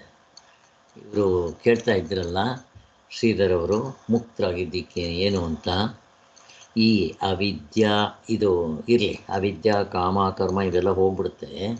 ಅದರಲ್ಲಿ ನಮಗೆ ಅರಿಷಡ್ ವರ್ಗಗಳು, ಕಾಮ ಕ್ರೋಧ ಲೋಭ ಮೋಹ ಮದ ಮಾತ್ಸರ್ಯಗಳು ನನ್ನ ಅಂತಃಕರಣದಲ್ಲಿ ಅಂದಿಲ್ಲ, ಹಿಂದಿಲ್ಲ, ಮುಂದಿಲ್ಲ, ಯಾರ್ಯಾರಿಗೂ ಇಲ್ಲ ಅಂತ ಅನುಭವ ಬಂದಿದೆಯಾ ನೋಡಿಕೊಟ್ರಿ. ಕರ್ತೃತ್ವ ಭೋಕ್ತೃತ್ವ ಇರಬಾರ್ದು. ಯಾರನ್ನು ನೋಡಿದ್ರು ನಾನೇ ಅಲ್ಲಿದ್ದೀನಿ ಅಂತ ಅನಿಸ್ಬೇಕು. ಅನಿಸಿದೆಯಾ? ಚೆಕ್ ಮಾಡಿಕೊಡ್ರಿ. ವಿಷಯಗಳ ಮನಸ್ಸಿಗೆ ಬಾಹ್ಯ ವಿಷಯಗಳ ಸಂಬಂಧ ಎಂದೆಂದಿಗೂ ಗಂಟು ಬಿದ್ದಿರುತ್ತೆ. ಜನರಲ್ಲಾಗಿ ನಮಗೆ ಹೊರಗಡೆ ಇರೋ ಕಾಮ ಕ್ರೋಧ ಇವೆಲ್ಲ ನಮಗೆ ಗಂಟು ಬಿದ್ದಿರುತ್ತೆ. ನಾನೇ ಅದಾಗ್ಬಿಟ್ಟಿರ್ತೀನಿ. ಹೌದು. ಆ ಬಳಿಕ ಅವರು ಪೂರ್ತಿ ಎಲ್ಲವನ್ನು ಕಳ್ಸ್ಕೊಂಡ್ಬಿಟ್ಟು ಅವರು ತತ್ವದಲ್ಲಿ ನಿಂತ್ಕೊಂಡ್ಬಿಡ್ತಾರೆ. ಅವ್ರಿಗೆ ಅವಾಗ ಯಾವುದೂ ಇಲ್ಲ, ಆತ್ಮನೇ.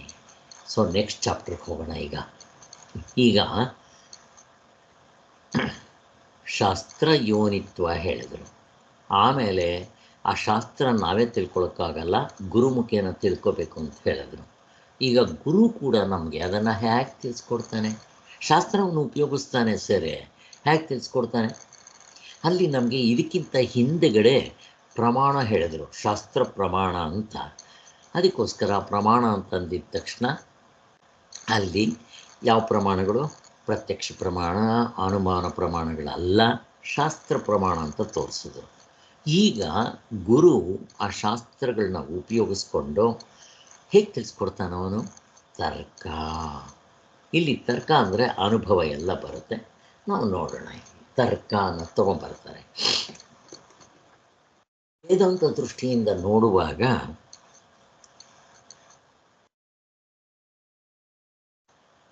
ಮಾನವನ ಕರ್ತವ್ಯಕ್ಕೆ ವೇದಾಂತ ದೃಷ್ಟಿಯಿಂದ ಹಿಂದೆ ಕೂಡ ಹೇಳಿದ್ರಲ್ಲ, ಮನುಷ್ಯನ ಕರ್ತವ್ಯ ಏನು? ವೇದಾಂತ ದೃಷ್ಟಿಯಿಂದ ನೋಡಿದಾಗ ನಾನು ಯಾಕೆ ಹುಟ್ಟಿದ್ದೀನಿ? ನಾನು ಮನುಷ್ಯನಾಗಿ ಹುಟ್ಟಿದೆ ಯಾಕೆ?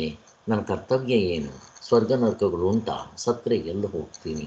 ಇವುಗಳೆಲ್ಲ ನಾವು ಕೇಳ್ಕೊತಾ ಇರ್ತೀವಿ. ಆದ್ದರಿಂದ ನಮ್ಮ ನಿಜವಾದ ಕರ್ತವ್ಯ ತಿಳಿಸ್ಕೊಡ್ಬೇಕು. ಪ್ರತಿಯೊಬ್ಬ ದೇವತೆಯಿಂದ ಹಿಡಿದು ಪ್ರಾಣಿಗಳವರೆಗೂ ಪ್ರತಿಯೊಬ್ಬರಿಗೂ ನಿಜವಾದ ಕರ್ತವ್ಯ ಏನಪ್ಪ ಅಂತಂದರೆ ಮುಕ್ತನಾಗಬೇಕು. ಅಂದರೆ ಶಾಶ್ವತವಾಗಿರೋ ಆನಂದವನ್ನು ಪಡಿಬೇಕಿದೆ. ನಮಗೆಲ್ರಿಗೂ ಗೊತ್ತಿದೆ ಇದು. ಅದು ಇದನ್ನು ನಮಗೆ ಗೊತ್ತಿದೆ. ಕರ್ತವ್ಯ ಇವೆಲ್ಲ ಹೇಳಿದ್ದಾಯಿತು. ಇನ್ನು ಕರ್ತವ್ಯ ನಿರ್ಣಯಕ್ಕೆ ಅಥವಾ ತತ್ವ ನಿರ್ಣಯಕ್ಕೆ ಇಲ್ಲಿ ಸ್ವಲ್ಪ ತರ್ಕ ಬೇಕಾಗುತ್ತೆ, ಇನ್ನೊಂದು ಸಾಧನೆ ಉಪಯೋಗಿಸ್ಕೋಬೇಕಾಗತ್ತೆ. ಅದ್ರ ಬಗ್ಗೆ ಇವತ್ತು ವೇದಾಂತದಲ್ಲಿ ಎಂಥ ತರ್ಕ ಉಪಯೋಗಿಸ್ಬೇಕು ಅನ್ನೋದನ್ನು ನಿಮಗೆ ತೋರಿಸ್ತಾ ಇದೆ. ನಮಗೆ ಆನ್ಸರ್ ಗೊತ್ತಿದೆ. ವೇದಾಂತದಲ್ಲಿ ನಿಮಗೆ ಮೊದಲೇ ಜಿಸ್ಟ್ ಕೊಟ್ಬಿಡ್ತೀನಿ ನೋಡ್ರಿ, ಇದರಲ್ಲಿ ಏನು ಹೇಳಕ್ಕೆ ಹೋಗ್ತಾರೆ ಅಂತ. ನಾವು ಮೊದಲೇ ತಿಳ್ಕೊಂಬಿಟ್ಟಿದ್ದೀವಿ. ನಮಗೆಲ್ರಿಗೂ ಗೊತ್ತಿದೆ. ಒಂದು ಗುರು ಆದವನು ತರ್ಕ ಉಪಯೋಗಿಸಲೇಬೇಕು. ಉಪಯೋಗಿಸ್ತಾ ಇದ್ದರೆ ಸಾಧ್ಯ ಇಲ್ಲ. ಆದರೆ ವೇದಾಂತದಲ್ಲಿ ನಿಜವಾದ ಗುರು ಎಂಥ ತರ್ಕ ಉಪಯೋಗಿಸ್ತಾನೆ? ಅನುಭವ ಗಮ್ಯವಾದ ತರ್ಕ, ಶಾಸ್ತ್ರಯುಕ್ತವಾದ ತರ್ಕ, ಹೀಗೆಲ್ಲ ಹೇಳ್ತಾರೆ. ಇಲ್ಲಿ ತರ್ಕ ಅಂತಂದರೆ ಲಾಜಿಕ್. ಇಲ್ಲಿ ಕುತರ್ಕ, ಜಲ್ಪತರ್ಕವನ್ನು ಉಪಯೋಗಿಸ್ಬಾರ್ದು. ಇಷ್ಟಂತೂ ನಮಗೆ ಗೊತ್ತಿದ್ದರೆ ಸಾಕು. ಅಷ್ಟೆ. ಈ ತರ್ಕಕ್ಕೆ ನಿಮ್ಮ ವೇದಾಂತದಲ್ಲಿ ಏನು ಮಹತ್ವ ಇದೆಯಪ್ಪ, ಏನು ಸ್ಥಾನ ಇದೆ ಅಂತ ಕೇಳಿದ್ರೆ, ಎಲ್ಲ ದರ್ಶನಗಳಲ್ಲಿಯೂ ಕೂಡ ಇಲ್ಲಿವರೆಗೂ ಏನೇನು ಹೇಳಿದ್ವು ದರ್ಶನಗಳು, ಮತ್ತು 6 ದರ್ಶನಕಾರರು, ವೆಸ್ಟರ್ನ್ ಫಿಲಾಸಫರ್ಸು, ಈಸ್ಟರ್ನ್ ಫಿಲಾಸಫರ್ಸು, ಪ್ರತಿಯೊಬ್ಬರೂ ಕೂಡ ತರ್ಕವನ್ನು ಉಪಯೋಗಿಸ್ತಾರೆ. ಅದ್ಯಾಕೆ? ಬರೀ ವೈದಿಕದಲ್ಲಿ ಮಾತ್ರ ತರ್ಕ ಉಪಯೋಗಿಸ್ತಾರೆ ಅಂತ ತಿಳ್ಕೊಬೇಡ್ರೆ. ಲೌಕಿಕ, ವೈದಿಕ, ಪಾರಮಾರ್ಥಿಕ ಎಲ್ಲ ಕಡೆ ತರ್ಕವನ್ನು ಉಪಯೋಗಿಸ್ತಾರೆ. ಲೌಕಿಕದಲ್ಲಿ ಉಪಯೋಗಿಸಲ್ವೇನೋ? ಎಲ್ಲಿ ಉಪಯೋಗಿಸ್ತೀವಿ ಲೌಕಿಕದಲ್ಲಿ? ಬೆಟ್ಟದ ಮೇಲೆ ಹೊಗೆ ನೋಡ್ತೀವಿ, ಬೆಂಕಿ ಇರಬಹುದು ಅಂತ ಊಹೆ ಮಾಡ್ತೀವಿ. ಇಲ್ಲ, ಇದೇನಂತಾರೆ ಇದನ್ನು? ಅನುಮಾನ ತರ್ಕ. ಹಾಗೆ ಎಲ್ಲ ಕಡೆ ನಾವು ತರ್ಕ ಉಪಯೋಗಿಸಲೇಬೇಕು. ತರ್ಕ ಉಪಯೋಗಿಸ್ತಾ ಇದ್ರೆ ಆಗತ್ತಾ? ಹಾಗೆ ನಾವು ನೋಡ್ತೀವಿ, ಅಯ್ಯೋ ಇದು ಹಾವು, ಏನಪ್ಪ? ತರ್ಕ ಉಪಯೋಗಿಸ್ತೀವಿ, ಲಾಜಿಕ್ ಅಂತ ಅಲ್ವಾ? ಹಾಗೆ ಪ್ರತಿಯೊಂದು ಸಾರಿ ನಮಗೆ ಗೊತ್ತಾಗದೇ ಇದ್ದಾಗ ತರ್ಕ ಜನರಲ್ ಆಗಿ ಎಲ್ಲರೂ ಉಪಯೋಗಿಸ್ತಾರೆ. ನಮ್ಮ ಲೌಕಿಕದಲ್ಲೂ ಉಪಯೋಗಿಸ್ತೀವಿ. ಇನ್ನು ದರ್ಶನಕಾರರು ಉಪಯೋಗಿಸ್ತಾರೆ, ವೆಸ್ಟರ್ನ್ ಫಿಲಾಸಫರ್ಸು ಉಪಯೋಗಿಸ್ತಾರೆ. ನೋಡ್ರಿ, ದರ್ಶನಕಾರರಿಗಾದರೂ ಶಾಸ್ತ್ರದ ಒಂದು ಗಂಧ, ಆಧಾರ, ಶಾಸ್ತ್ರದ ಒಂದು ಗೈಡೆನ್ಸ್ ಇದೆ. ವೆಸ್ಟರ್ನ್ ಫಿಲಾಸಫರ್ಸ್ಗೆ ಯಾವ ಗೈಡೆನ್ಸ್ ಇದೆ? ಅವರು ತರ್ಕ ಉಪಯೋಗಿಸ್ತಾರೆ. ಹಾಗೆ ಇಲ್ಲಿ ಎಲ್ಲರೂ ಉಪಯೋಗಿಸ್ತಾರೆ. ಬಟ್ ನಮ್ಮ ವೇದಾಂತ ಯಾವುದು ಉಪಯೋಗಿಸುತ್ತೆ ಅಂತ ನಾನು ಮೊದಲೇ ಹೇಳಿಬಿಟ್ಟಿದ್ದೆ. ಈಗ ಮೀಮಾಂಸಕರು ಯಾವುದನ್ನು ಉಪಯೋಗಿಸ್ತಾರೆ? ಮೀಮಾಂಸಕರು ಉಪಪತ್ತಿಯನ್ನು ಉಪಯೋಗಿಸ್ತಾರೆ. ಉಪಪತ್ತಿ ಅಂತಂದರೆ ಪ್ರಮಾಣಗಳಲ್ಲಿ ಉಪಪತ್ತಿಯು ಒಂದು. ಪ್ರತ್ಯಕ್ಷ, ಅನುಮಾನ, ಶಬ್ದ, ಉಪಪತ್ತಿ, ಅನುಪಲಬ್ಧಿ, ಆಮೇಲೆ ಅರ್ಥಾಪತ್ತಿ ಹೀಗೆ ತರ್ಕಗಳನ್ನ ಉಪಯೋಗಿಸ್ತಾರೆ. ಇಲ್ಲಿ ತರ್ಕ ಈಗ ಇಲ್ಲಿ ಕೂಡ ಹೇಳಿದೆ, ಇದನ್ನು ಅನುಮಾನ ಪ್ರಮಾಣಕ್ಕೆ ಇನ್ಫರೆನ್ಸ್, ಅದನ್ನು ಗೆಸ್ ಮಾಡೋದು. ನೀವು ಗೆಸ್ ಮಾಡಿದ್ಮೇಲೆ ಅದು ಕನ್ಫರ್ಮ್ ಆಗಬೇಕಾದ್ರೆ ಏನು ಮಾಡಬೇಕು? ಮತ್ತು ಅನುಭವನೇ ಬೇಕು. ಅದಕ್ಕೋಸ್ಕರ ಈ ಎಲ್ಲ ಪ್ರಮಾಣಗಳಿಗೂ ಬೇಸ್ಮೆಂಟು ಪ್ರತ್ಯಕ್ಷ ಪ್ರಮಾಣವೇ, ಅಂದರೆ ಅನುಭವವೇ ಅಂತ ಹೇಳ್ತಾರೆ.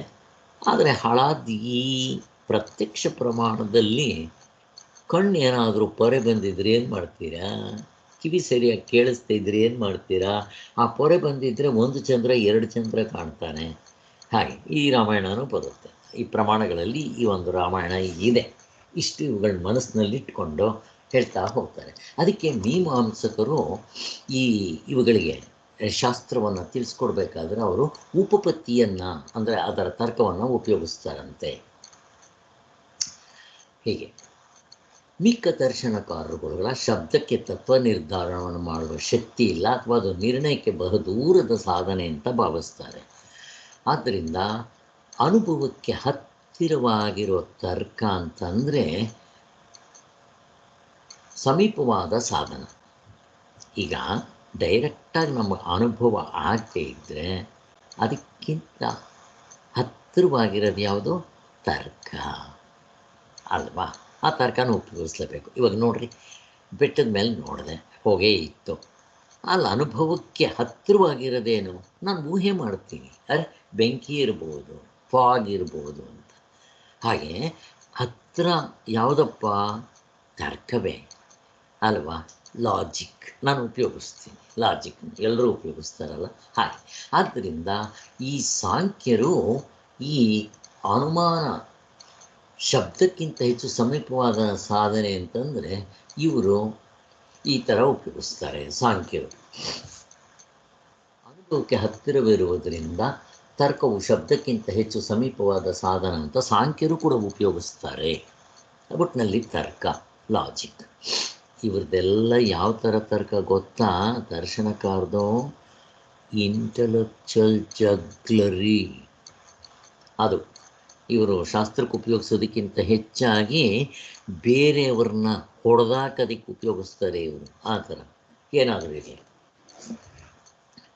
ತರ್ಕಶಾಸ್ತ್ರದಲ್ಲಿ ಈ ಗ್ರಂಥಕಾರರು ಒಂದು ಇದನ್ನೇ ಬರೆದಿಟ್ಟಿದ್ದಾರೆ. ಇತಿ ಪ್ರಾಚೀನ ವಸ್ತು ತಸ್ತು ಹೀಗೆಂದು ಹಿಂದಿನವರು ಅಭಿಪ್ರಾಯಪಡುತ್ತಾರೆ. ಅದೇ ನಿಜವಾಗಿ ಎಂದು ತಮ್ಮ ತಮ್ಮ ಮತವನ್ನು ಮಂಡಿಸುವ ರೂಢಿಯಲ್ಲಿರುತ್ತೆ.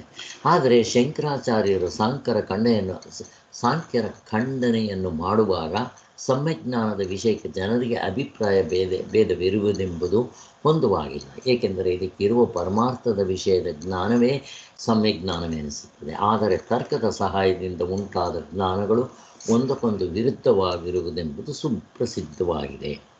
ಈಗ ನೋಡ್ರಿ, ಎಲ್ಲರೂ ತರ್ಕಗಳನ್ನ ಉಪಯೋಗಿಸ್ತಾರಲ್ಲ, ಆ ಉಪಯೋಗಿಸುವಾಗ ಒಬ್ಬೊಬ್ರಿಗೆ ಒಂದೊಂದು ಥರ ತರ್ಕ ಇರುತ್ತೆ. ಯಾರು ಸರಿ ಅಂತ ನಾವು ನಿಶ್ಚಯ ಮಾಡೋಕ್ಕೆ ಬರೋದಿಲ್ಲ ಅಂತ ಹೇಳ್ತಾರೆ. ಕರೆಕ್ಟ್ ಅಲ್ವಾ? ಇದೇ ಸಮ್ಯಜ್ಞಾನ ಅಂತ ಹೇಳೋದಕ್ಕೆ ಬರೋದಿಲ್ಲ ಅಂತ. ಅದಕ್ಕೋಸ್ಕರ ಈ ಸಾಂಖ್ಯರನ್ನು ಪ್ರಧಾನವಾದಿಗಳು ಅಂತ ಕರೀತಾರೆ. ಅದಕ್ಕೆ ಅವರಿಗೆ ಪ್ರಧಾನ ಮಲ್ಲರು ಅಂತ ಕರೀತಾರೆ. ಸಾಂಖ್ಯರಿಗೆ, ಕಪಿಲ ಸಾಂಖ್ಯರಿಗೆ. ಸೊ ಈ ತರ್ಕ ನಾವು ಮಾಡ್ತಾ ಇದ್ದರೆ ಏನಾಗುತ್ತೆ ಅಂದರೆ, ಹಿಂದಿನ ಕಾಲ ಈಗ ಮುತ್ತೆ ಬರೋದಕ್ಕೆ ಎಲ್ಲದಕ್ಕೂ ತರ್ಕವನ್ನು ಉಪಯೋಗಿಸೋಕ್ಕೆ ಆಗೋದಿಲ್ಲ, ಕಷ್ಟ ಆಗುತ್ತೆ. ಅದು ಹೇಳೋದು ಸರಿ ಅಂತ ಹೇಳೋಕ್ಕೆ ಬರೋಲ್ಲ.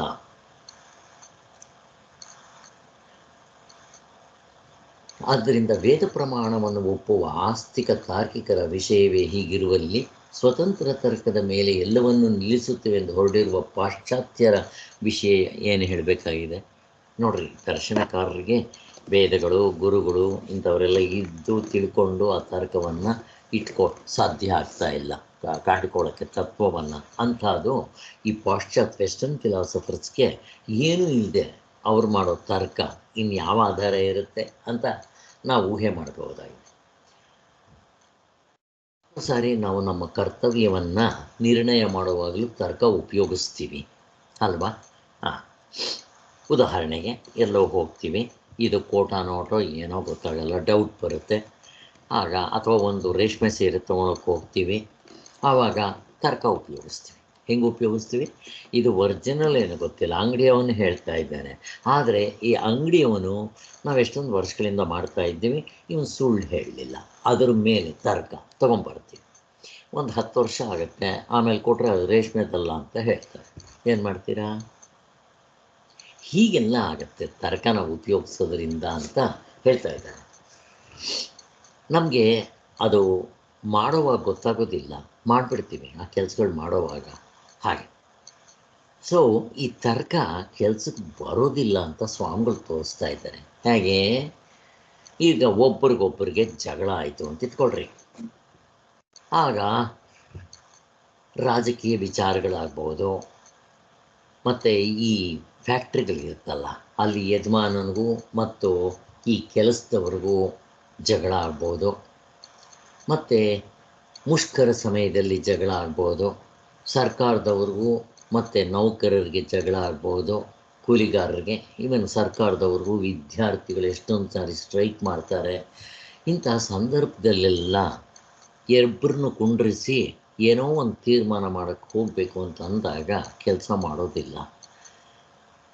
ಅವಾಗ ಏನೋ ಒಂದು ತರ್ಕ ಉಪಯೋಗಿಸ್ಬೇಕಾಗುತ್ತೆ, ಕೆಲಸ ಮಾಡೋದಿಲ್ಲ ಇಲ್ಲಿ. ಅವಾಗ ಏನು ಮಾಡ್ತಾರೆ ಅವರು? ಟಿಯರ್ ಗ್ಯಾಸ್ ಇಂಥವುಗಳನ್ನೆಲ್ಲ ಉಪಯೋಗಿಸಿ ಆ ಮಾಬ್ನ ಕಂಟ್ರೋಲ್ ಮಾಡಬೇಕಾಗುತ್ತೆ. ಅಂದರೆ ತರ್ಕದಿಂದ ಅಷ್ಟು ಕೆಲಸ ಸಾಧ್ಯ ಇಲ್ಲ ಅಂತ ಹೇಳ್ತಾರೆ. ಎಲ್ಲದಕ್ಕಿಂತ ಹೆಚ್ಚಾಗಿ ಯಾವುದಾದ್ರೂ ಒಂದು ಪಂಡಿತರ ಸಭೆಯಲ್ಲಿ ಇದೇನು ಜಗಳಗಳೇನಿಲ್ಲ. ಈಗ ಉದಾಹರಣೆಗೆ ಆತ್ಮನ್ನು ಹೇಗೆ ನೋಡ್ಕೋಬೇಕು ಅನ್ನೋದು, ಅಲ್ಲೂ ಅಷ್ಟೆ, ಅಲ್ಲೂ ಕೂಡ ನಾವು ತರ್ಕ ಉಪಯೋಗಿಸ್ತೀವಿ. ಆದ್ದರಿಂದ ಈ ವಿಚಾರವಾಗಲಿ ಕರ್ತವ್ಯ ಕಾರ್ಯವಾಗಲಿ ನಿರ್ಣಯವಾಗುವುದಿಲ್ಲ ಎಂದು ಹೇಳಬೇಕಾಗಿದೆ. ಅಲ್ಲೂ ಅಷ್ಟೇ, ಎಷ್ಟೋ ಸಾರಿ ಕೆಲಸ ಆಗೋದೇ ಇಲ್ಲ. ತರ್ಕ ಮಾಡೋದ್ರಿಂದ ಇನ್ನೊಂದೇನಾಗುತ್ತೆ ಅಂದರೆ ರಾಗದ್ವೇಷಗಳಿಗೆ ಕಾರಣವಾಗಿಬಿಡುತ್ತದೆ. ಅದು ಆದರೆ ಈಗ ಎಷ್ಟೋ ಸಾರಿ ಸ್ವಾಮಿಗಳು ಬಾಂಬೆ ಇಂಥ ಸಚ್ಚಿದಾನಂದ ಸರಸ್ವತಿ ಸ್ವಾಮಿಗಳು ಬಾಂಬೆ ಇಂಥ ಕಡೆ ಎಲ್ಲ ಹೋಗಿದ್ದೆ. ದೊಡ್ಡ ದೊಡ್ಡ ಗುರುಗಳ ಸ್ಥಾನದಲ್ಲಿರುವಂಥವರಿಗೆ, ಸ್ವಾಮಿ ನೀವು ಈ ಸಾರ್ವತ್ರಿಕ ಪೂರ್ಣಾನುಭವದಿಂದ ಅವಸ್ಥಾತ್ರಯವನ್ನು ನೋಡಿಕೊಂಡು ಹೇಳಿದ್ರೆ ಎಷ್ಟು ಚೆನ್ನಾಗಿರುತ್ತೆ. ಯಾಕೆ ನಂಬಬೇಕು? ಶಂಕರಾಚಾರ್ಯ ಹೇಳಿದ್ದಾರೆ ಸ್ವಾಮಿ, ಅನುಭವದಲ್ಲಿ ಆಗಿದೆ. ಶಂಕರಾಚಾರ್ಯ ಹೇಳಿದ್ದನ್ನು ನಂಬಬೇಕು ಅಂತ ಯಾಕೆ ನಾನು ನಂಬಲ್ಲ? ಶಂಕರಾಚಾರ್ಯ ಹೇಳ್ಕೊಳ್ಳೆ, ನಾನು ಹೇಳೋದಿಲ್ಲ. ಹೀಗೆಲ್ಲ ಮಾಡಿದ್ರೆ ತರ್ಕ ಆಗುತ್ತಾ? ಅಂದರೆ ನಾವು ತರ್ಕ ಮಾಡುವಾಗ ಗುರು ಶಿಷ್ಯನಾಗಲಿ, ಪ್ರಶ್ನೋತ್ತರಗಳು ಮಾಡುವಾಗಲಿ, ಅಥವಾ ತಂದೆ ಮಕ್ಕಳು, ತರ್ಕ ಬರುತ್ತೆ ಒಂದು ಸರಿ. ಅಂದರೆ ಲಾಜಿಕ್ ಬರುತ್ತೆ.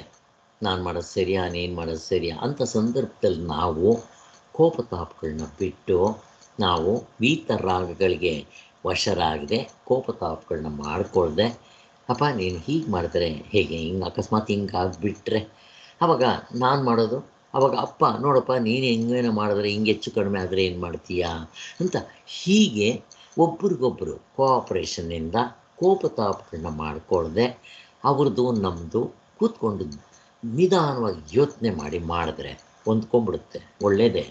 ಆದರೆ ಎಷ್ಟು ಜನಕ್ಕಾಗುತ್ತೆ ಇದು? ಗಂಡ ಹೆಂಡತಿ ಜಗಳಗಳು ಬಂದಾಗಲೂ ಹೀಗೆ ಮಾಡ್ಕೋಬೋದು, ಬಟ್ ಸಾಧ್ಯ ಇಲ್ಲ ಅಂತಾರೆ. ಇದು ಕಷ್ಟ, ಈ ರಾಮಾಯಣ ಇದೆ ಅಂತ. ಅದಕ್ಕೆ ಎಷ್ಟೊಂದು ಜನ ಜಗಳ ಆಡ್ತಾ ಇರ್ತಾರೆ, ದರ್ಶನಕಾರರು, ಅವರು ಇವರು, ಒಬ್ರು ಹೇಳಿದ್ದು ಒಬ್ರಿಗೆ ಇಡಿಸೋಲ್ಲ ಅನ್ನೋದು ನಮಗೆಲ್ಲ ಗೊತ್ತಿದೆ.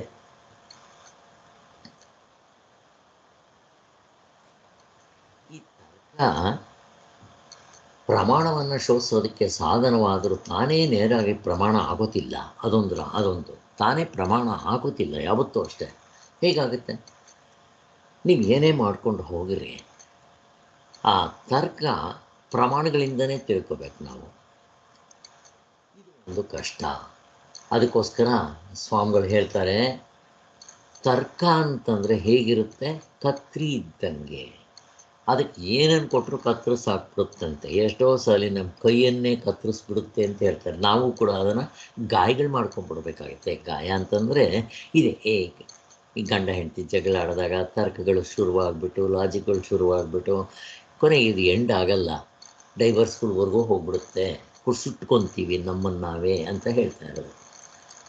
ಆದ್ದರಿಂದ ಈ ತರ್ಕದಲ್ಲೂ ಕೂಡ ಪ್ರಮಾಣ ಸಂಖ್ಯೆಗಳು ದರ್ಶನದಲ್ಲಿ ಬೇರೆ ಬೇರೆ ಆಗಿರುತ್ತೆ.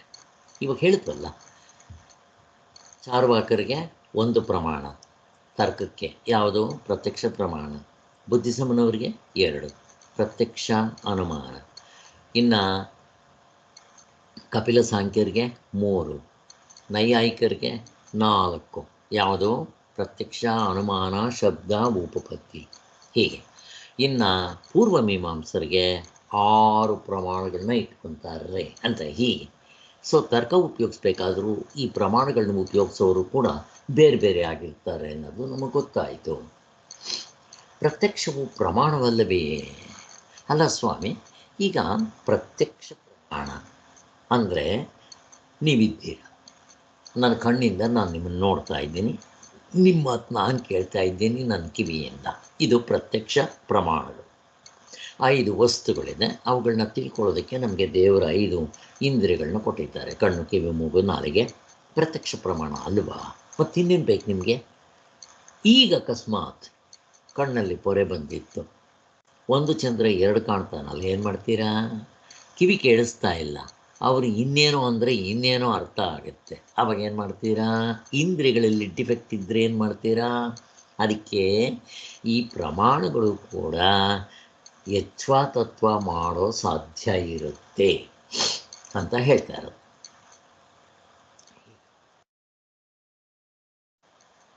ಒಂದ್ಸಾರಿ ಈ ಕುರುಡರ ಕಣಿವೆ ಅಂತ ಒಂದು ಇತ್ತಂತೆ. ಅಲ್ಲಿ ಎಲ್ಲರೂ ಕುರುಡ್ರೆ. ಆಗಿದ್ದಾಗ ಯಾರೋ ಒಬ್ಬ ಕಣ್ಣಿದ್ದವನು ಬಂದು ಅವನು ಬಣ್ಣಗಳು ಹಿಂಗಿರುತ್ತೆ ಅಂತ ವರ್ಣಿಸಿದಾಗ ಅವರೆಲ್ಲ ಸೇರಿಕೊಂಡು, ಅಯ್ಯೋ ಇವನಿಗೆಲ್ಲೋ ಕಣ್ಣಲ್ಲಿ ದೋಷ ಇರಬೇಕು ಪಾಪ ಅಂತ ಅಂದ್ರಂತೆ. ಹಂಗಾಗ್ಬಿಡುತ್ತೆ ಅಂತ ಹೇಳಿದ್ರು. ಈಗ ಈ ಪ್ರತ್ಯಕ್ಷ ಪ್ರಮಾಣದಿಂದ ನಾವು ಏನು ತಿಳ್ಕೊಳ್ಳೋಕೆ ಬರೋಲ್ಲ ಅಂತ ಹೇಳ್ತಾ ಇರೋದು.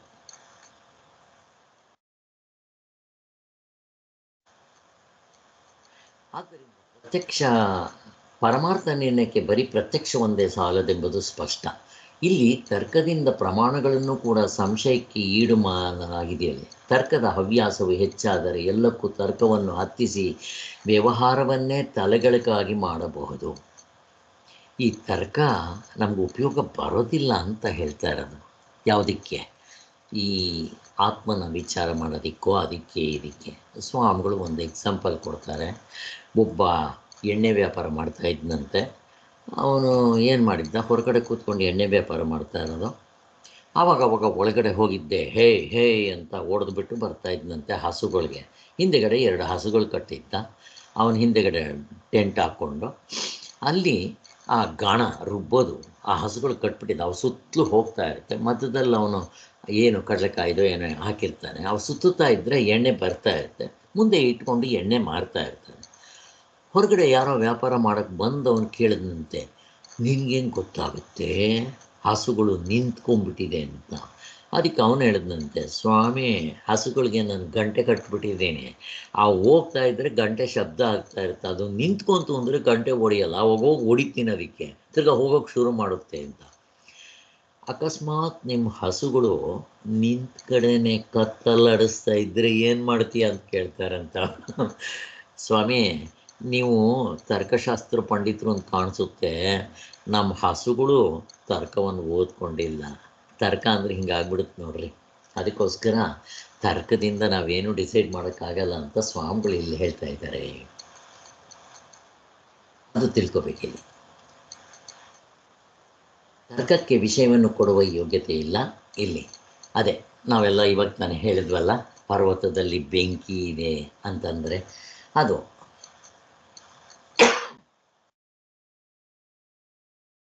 ಅನುಮಾನ ಪ್ರಮಾಣ. ಅದನ್ನು ನಾವು ಚರ್ಚೆ ಆಯ್ತಲ್ವ ಇವಾಗ, ಅದನ್ನೇ ಹೇಳ್ತಾ ಇದ್ದಾರೆ. ಅದನ್ನು ಇವಾಗ ನೋಡ್ರಿ, ನಿಮಗೆ ಎಷ್ಟೇ ಬೆಟ್ಟದ ಮೇಲೆ ಬೆಂಕಿ ಇದೆ ತರ್ಕ ಕನ್ಫರ್ಮೇಷನ್ ಹೆಂಗೆ, ಅಲ್ಲಿ ಹೋಗಿ ತಿರ್ಗ ಪ್ರತ್ಯಕ್ಷ ಪ್ರಮಾಣದಿಂದಲೇ ಅದನ್ನು ಕಂಡ್ಕೋಬೇಕು ನೀವು. ಆಯಿತು, ಹೋದ್ರಿ, ನಿಮ್ಮ ಕಣ್ಣಲ್ಲಿ ದೋಷ ಇದ್ದರೆ ಏನು ಮಾಡ್ತೀರಾ? ಇದೊಂದು ರಾಮಾಯಣ ಹೆಂಗಿರುತ್ತೆ ನೋಡ್ರಿ. ಅದಕ್ಕೆ ಈ ಪ್ರತ್ಯಕ್ಷ ಪ್ರಮಾಣ, ಅನುಮಾನ ಪ್ರಮಾಣ ಇದು. ಮತ್ತು ಶಬ್ದ ಪ್ರಮಾಣದಲ್ಲಿ ಏನೇನು ಪ್ರಾಬ್ಲಮ್ ಇದೆ ಅಂತ ನಮಗೆ ಗೊತ್ತಾಯಿತು, ಶಬ್ದ ಪ್ರಮಾಣದಲ್ಲೂ ಕೂಡ. ಅದಕ್ಕೋಸ್ಕರನೇ ಶಬ್ದ ಪ್ರಮಾಣದಲ್ಲಿ ಏನೇನಿದೆ ಅಂತ ಅಂದ್ಕೊಂಡಾಗ ನಿನ್ನೆ ಚಿಂತನೆ ಮಾಡಿದ್ವಿ. ಸೊ ಇರಲಿ, ಫಸ್ಟ್ ನಾನು ಇದು ಮುಗಿಸ್ಬಿಡ್ತೀನಿ, ಆಮೇಲೆ ಟೈಮ್ ಇದ್ದರೆ ಅದನ್ನು ಹೇಳ್ತೀನಿ.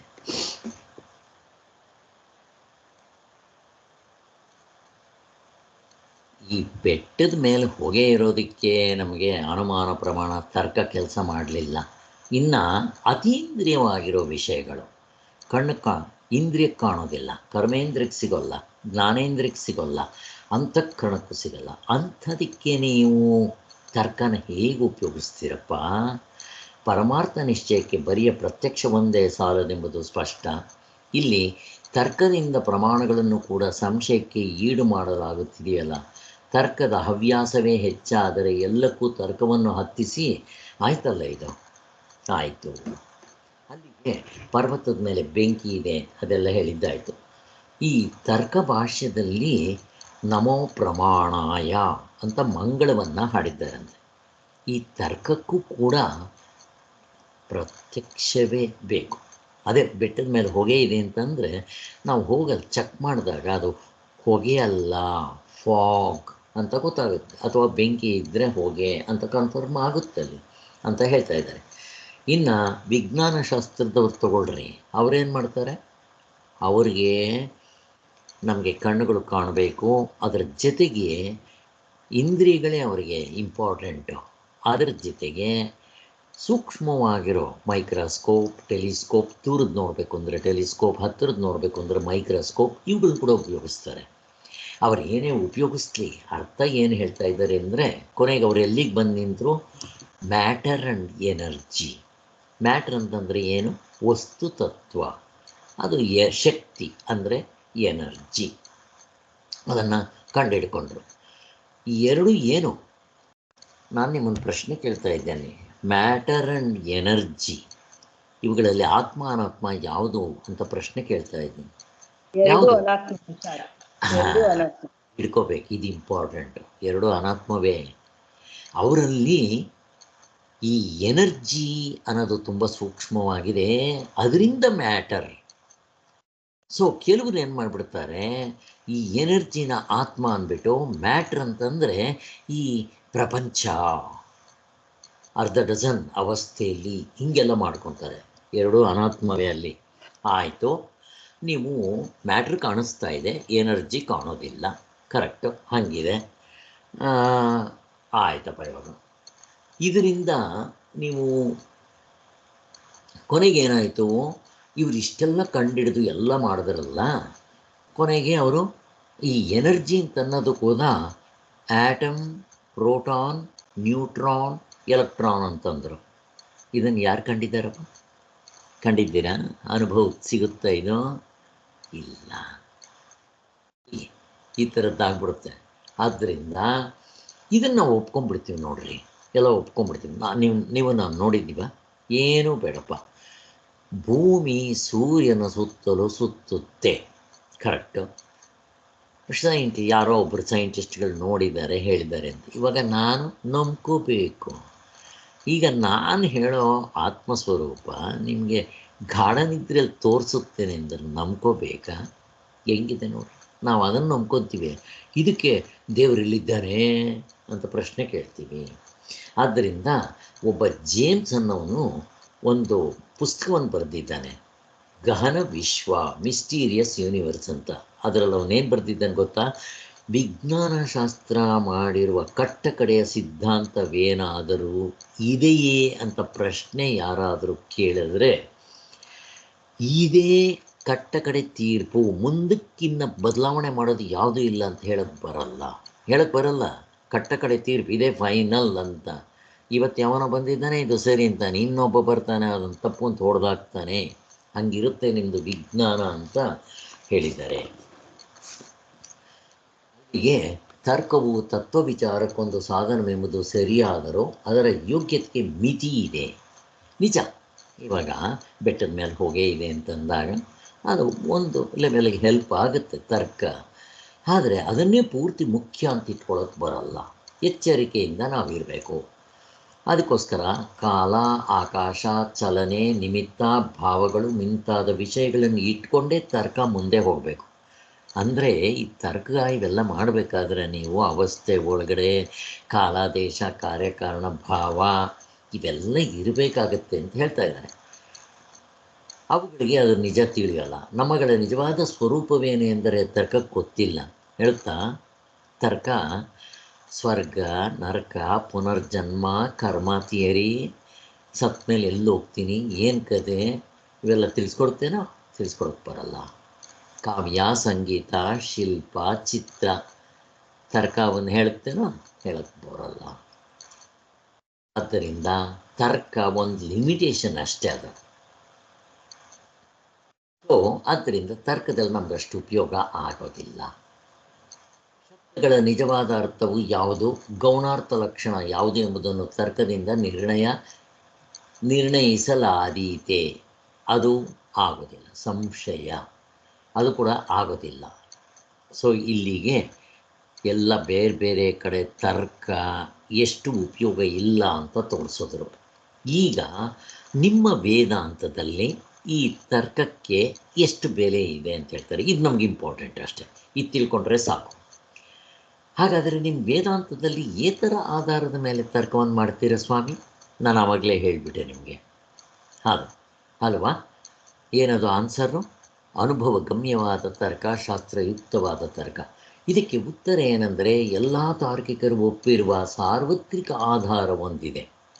ಸಾರ್ವತ್ರಿಕ ಆಧಾರ, ಸಾರ್ವತ್ರಿಕ ಪೂರ್ಣ ಅನುಭವದ ಆಧಾರದಿಂದ ಅನುಭವ. ಅವರು ಸಾರ್ವತ್ರಿಕ ಪೂರ್ಣ ಅನುಭವ ಹೇಳಲ್ಲ, ಅನುಭವ. ಈಗ ಬೆಟ್ಟದ ಮೇಲೆ ಹೊಗೆ ಇದೆ ಅನ್ನೋದಕ್ಕೆ ಅನುಭವ ಇಂಪಾರ್ಟೆಂಟ್ ತಾನೇ ಇಟ್ಕೊಂಡ್ರು. ಹಾಗೆ ಎಲ್ಲ ತಾರ್ಕಿಕರು, ತರ್ಕ ಮಾಡೋರೆಲ್ಲ ಇದಕ್ಕೆ ಆಧಾರ ಏನು ಅಂದರೆ ಸಾರ್ವತ್ರಿಕವಾಗಿದೆ, ಎಲ್ಲರೂ ಒಪ್ಪುವಂಥದ್ದು ಏನು ಅಂತಂದರೆ ಅನುಭವ ಅಂತ ತೊಗೊಂಬರ್ತಾರೆ. ಇಲ್ಲಿ ಅನುಭವ ಅಂದಿದ್ದ ತಕ್ಷಣ ನಮ್ಮ ವೇದಾಂತದಲ್ಲಿ ಉಪಯೋಗಿಸೋ ತರ್ಕ ಎಂಥದ್ದಪ್ಪ ಅಂದರೆ, ಒಂದು ಇಂದ್ರಿಯ ಅನುಭವ, ಅದು ಬೇಕು ಲೌಕಿಕಕ್ಕೆ. ವೇದನಾ ಅನುಭವ, ಮನಸ್ಸಿನ ಅನುಭವ ಲೌಕಿಕಕ್ಕೆ. ಆಮೇಲೆ ಸಾರ್ವತ್ರಿಕ ಪೂರ್ಣ ಅನುಭವ, ನೇರಾದ ಅನುಭವ, ಇಂಟ್ಯೂಷನ್. ಆ ಅನುಭವ ನಾವು ಹಿಡ್ಕೊತೀವಿ. ಆದ್ದರಿಂದ ನಮ್ಮ ತರ್ಕ ಕೂಡ ಅದಕ್ಕೆ ಹೊಂದೋ ಹಾಗಿರಬೇಕು. ಎಚ್ಚರದ ಜನಕ ಮಹಾರಾಜ ಕನಸಿಗೆ ಬರಲ್ಲ, ಕನಸಿನ ಭಿಕ್ಷುಕ ಎಚ್ಚರಕ್ಕೆ ಬರಲ್ಲ, ಇವರಿಬ್ಬರು ನಿದ್ದೆಗೆ ಬರಲ್ಲ. ತರ್ಕ ಬಟ್ ನಿಮ್ಮ ಅನುಭವಕ್ಕೆ ಹೊಂದುತ್ತೆ. ಇದು ಇಂಪಾರ್ಟೆಂಟ್. ಇದನ್ನು ಹಿಡ್ಕೊಳ್ರಿ ಅಷ್ಟೇ, ಇನ್ನೇನಿಲ್ಲ. ಇನ್ನು ಮನಃಶಾಸ್ತ್ರ ಅವರು ಹೆಂಗೆ ತರ್ಕ ಉಪಯೋಗಿಸ್ತಾರೆ ಅಂತ ಹೇಳ್ತಾರೆ. ಮನಃಶಾಸ್ತ್ರದವರು ತರ್ಕ ಹೇಗೆ ಉಪಯೋಗಿಸ್ತಾರೆ? ಬೇರೆಯವರ ಮನಸ್ಸನ್ನು ಪರೀಕ್ಷೆ ಮಾಡ್ತಾರೆ, ಅವ್ರ ಮನಸ್ಸಲ್ಲ. ಆದರೆ ಅಲ್ಲಿಂದ ಉಪಯೋಗ ಆಗಿದೆ, ಇಲ್ಲ ಅಂತಲ್ಲ. ಕಾಯಿಲೆಗಳು ವಾಸಿ ಮಾಡೋದು, ಈ ಸೈಕಾಲಜಿಕಲ್ಲು ಇಂಥವರೆಲ್ಲ ಹೀಗೆ. ಅದು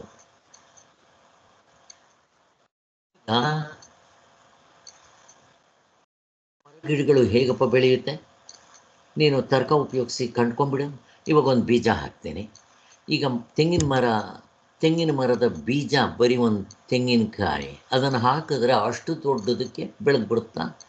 ಒಂದು ಬೀಜ ತೋರಿಸ್ತಾರೆ, ಗುಲಾಬಿ ಬೀಜ, ಅದರಲ್ಲಿ ಕೆಂಪಿಲ್ವಲ್ಲ ಅಂತ ಪ್ರಶ್ನೆ ಕೇಳಿದ್ರೆ, ಇಲ್ಲಿ ಇವಾಗ ತರ್ಕ ಏನೋ ಕೆಲಸ ಮಾಡುತ್ತೇನಿಲ್ಲಿ? ಮಾಡೋದಿಲ್ಲ. ಆದ್ದರಿಂದ ಇಂಥ ಕಡೆ ಕೂಡ ನೋಡಿ, ಎಂಥ ಭೌತಿಕ ವಿಜ್ಞಾನ ಶಾಸ್ತ್ರಗಳು ಹೇಳುತ್ತಿರುವ ಎಲೆಕ್ಟ್ರಾನ್, ಪ್ರೋಟಾನ್, ನ್ಯೂಟ್ರಾನ್ಗಳು ಇವುಗಳನ್ನ ಕಂಡಿಲ್ಲ. ಈ ಕಂಪನಗಳು ನಮಗೆ ಪ್ರತ್ಯಕ್ಷವೇ ಅಂದರೆ ಇಲ್ಲ. ಇನ್ನು ಇದಕ್ಕಿಂತ ಸೂಕ್ಷ್ಮವಾಗಿರೋದು ಈಶ್ವರ, ಆತ್ಮ, ಲೋಕಗಳು, ಇವೆಲ್ಲ ಎಷ್ಟು ಸೂಕ್ಷ್ಮವಾಗಿದೆ. ಆದ್ದರಿಂದ ಸಾಮಾನ್ಯ ವಿಷಯಗಳಲ್ಲೂ ಕೂಡ ನಾವು ಈ ತರ್ಕ ಅಥವಾ ಪ್ರತ್ಯಕ್ಷವನ್ನು ಇಟ್ಕೊಂಡು ಮೋಸ ಹೋಗ್ತಾ ಇದ್ದೀವಿ ಅಂತ ಹೇಳ್ತಾ ಇದ್ದಾರೆ. ಆದ್ದರಿಂದ ಈ ಪ್ರತ್ಯಕ್ಷದ ಆಧಾರದ ಮೇಲೆ ಮಾಡುವ ತರ್ಕಕ್ಕೆ ಏನೂ ಬೆಲೆ ಇಲ್ಲ. ಹಾಗಾದರೆ ವೇದಾಂತಿಗಳು ಥರ ಆಧಾರದ ಮೇಲೆ ತರ್ಕ ಮಾಡ್ತಾರೆ ಅಂತಂದರೆ ಎಲ್ಲ ಆಯ್ತು, ಇಲ್ಲಿಗೆ ಬರಬೇಕಲ್ಲ.